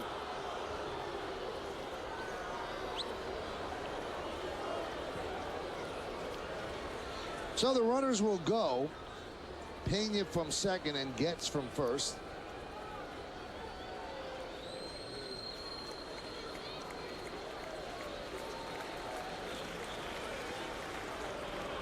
And the old fake to second to check him back because that run at second is so vital. This is something we haven't seen yet today. We had to cover all the bases. 3-2. Popped up. This should do it. Gardner makes the play, and the Yankees win 12-6. Well, it took 3 hours and 13 minutes, but you have to add on 2 hours and 32 minutes of rain. So a 5-hour and 45-minute day here in the Bronx. But the Yankees feel the day is shorter because they won the game, and they win 3 out of 4 against the Kansas City Royals. Big day for Curtis Granderson with 2 home runs, and we want to remind everybody, stick around for the postgame show to find out who's today's Chevy player of the game. Maybe Robinson Cano, who picked up his 1,000th career hit. We showed you Granderson with his 2 home runs. Derek Jeter had a 3-hit day, also was intentionally walked. So there are a lot of candidates, and the winner a long time ago, it seemed, Phil Hughes, picks up his 12th victory of the season against just 3 losses. So 12-14-2 for the Yanks, 6-8-2 for Kansas City. We talked about Granderson's 2 home runs. Who else is Kim going to talk to? Kim? Thank you, Michael. I am with Curtis, and let's work backwards on what has been a long day at the ballpark. What's the level of concern over Alex Rodriguez right now? There's always an issue, especially when guys get hit in around that area up near the above the neck area and the way he laid on the ground for a while. But we'll go check on him right now. Hopefully everything is going well for him. And we'll get more details from the manager and hopefully from Alex as well. Let's talk about your 2 home runs. It looked like one was on a low pitch, one was on a high pitch. I can't remember which was which, I'll be honest. It's been a while. Yeah, I honestly don't remember either. And the big thing, just trying to go ahead and put the ball in play and get back to feeling comfortable at the plate all the time. You know, it's very hard to do that, but, you know, been having fun out there regardless of what's happening. We're winning ball games. We know you're an optimistic guy. When we talked just a couple days ago, you said there's still plenty of time left for me to turn my season around, win a World Series, and look back at this as a success. Today might have been a starting point, right? I hope so. You know, we got a long way still left to go. We're coming towards the end of July. We got a nice, tough stretch here. We got to play a lot of teams in our division, but what better time to get hot than right now? Last one for you. An emotional start to this homestand, a long homestand, some rain, some long games, a lot of heat, but you win 6 of 9. How crucial was it to start the second half as well as you guys have? It's very difficult to go ahead and continue to do what you've done the first half also into the second half because everybody's looking to do things differently than they did the first time around, especially when you have teams that hadn't started the way they wanted to and they're playing against us. They want to go ahead and figure things out, and we want to keep things going. So definitely a battle and a grind, and to come out and get 6 on this homestand with all the different things that were going on speaks highly of what the guys were able to do. Come back, enjoy their 4 days rest, and get back to work. We'll see you tomorrow in Cleveland. Thank you, Curtis. Sounds good. Michael, we won't see you in Cleveland, but I'll send it back to you. You'll see me in Tampa Bay, but thank you, and thank you to Curtis as well. So on the homestand, which Curtis was talking about, the Yankees 6 wins against 3 losses. A very good way to start the second half of the season. Still the best record in baseball. We're coming back. We got more on Yes. Do you know which sedan can outbrake and outcorner the Mercedes C-Class and is quieter than the Mercedes? You do now. The new Kazashi Sports Sedan from Suzuki. Suzuki, the power of engineering. Could switching to Geico really save you 15% or more on car insurance? Can football announcer Andres Cantor make any sport exciting? Ha sido una partida intensa hoy. Jadrowski está pensando. Veamos qué va a hacer. Moverá la reina, moverá el caballo. ¡Qué tensión! Viene. ¡Gol! Geico. 15 minutes could save you 15% or more on car insurance. Right now, buy any new Suzuki vehicle, including the award-winning Kizashi Sports Sedan, and Suzuki will give you free gas all summer long. The Free Gas for Summer event, now happening at your local Suzuki dealer. Suzuki, the power of engineering. Are you free for a free fall or to redefine weekend warrior? Here, you're free to run and soar and so much more. Plan your getawaysburg.com. Bob's a little PO'd. New family moved in down the block from San Fran, and they got an NFL Sunday ticket to watch them 49ers every week. But that's no excuse not to be neighborly. I brought him over a party platter this morning.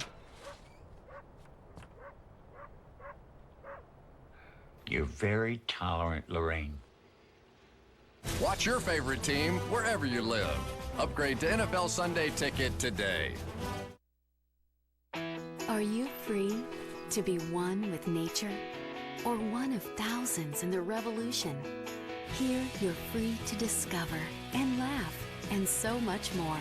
Plan your getaway at visitwilliamsburg.com. These top stories. I was definitely excited for the opportunity. I wanted to win. Our system is producing, and is producing via trade. The latest Bronx Bomber highlights. What a way to break in as a New York Yankee for Curtis Granderson. And pinstripe exclusives you won't find anywhere else. You have to feel good in your ready position. Yeah, baby! Woo! Nancy Newman hosts Yankees Magazine presented by GE Capital. New episodes every week, only on Yes. Well, it's time for the plays of the game, brought to you by Geico. 15 minutes could save you 15% or more on car insurance. So, Kenny, what are the plays of the game? Well, let's go to the third inning, and Curtis Granderson picks on a pitch just over belt high, hits it into the Yankee bullpen. That was his 8th home run of the year, but he wasn't finished.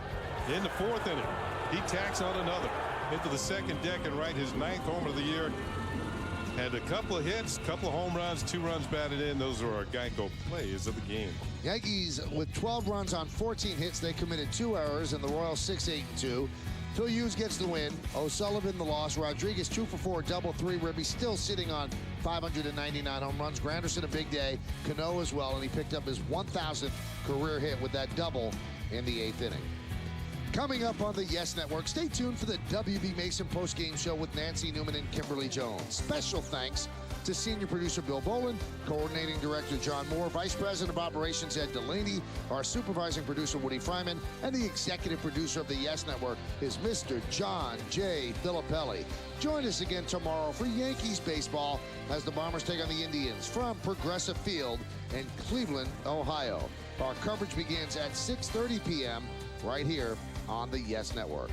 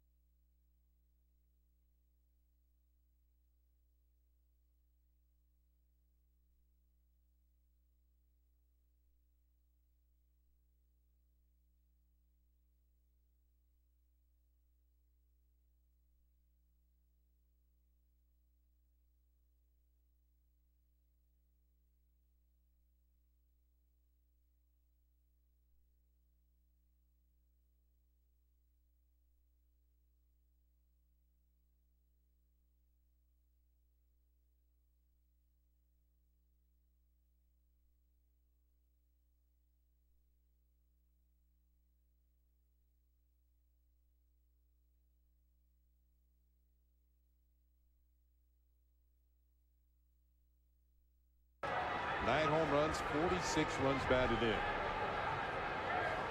Westbrook delivers, and it's fouled back to the screen. Now leaving the count at the ball at a strike.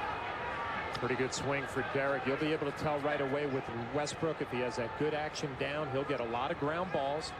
Relies on his defense, and the defense has not been very good for the Indians. Lead the league in errors. Next pitch, ground ball to second for Jason Donald from the outfield grass. He will throw on the first, and there's one out. Let's check out the Indians defense, brought to you by Mercedes. We saw Jason Donald at second. Let's go left to right in the outfield. Crow, Brantley, and Chu. In the infield, Peralta, Cabrera, Donald, Laporta, and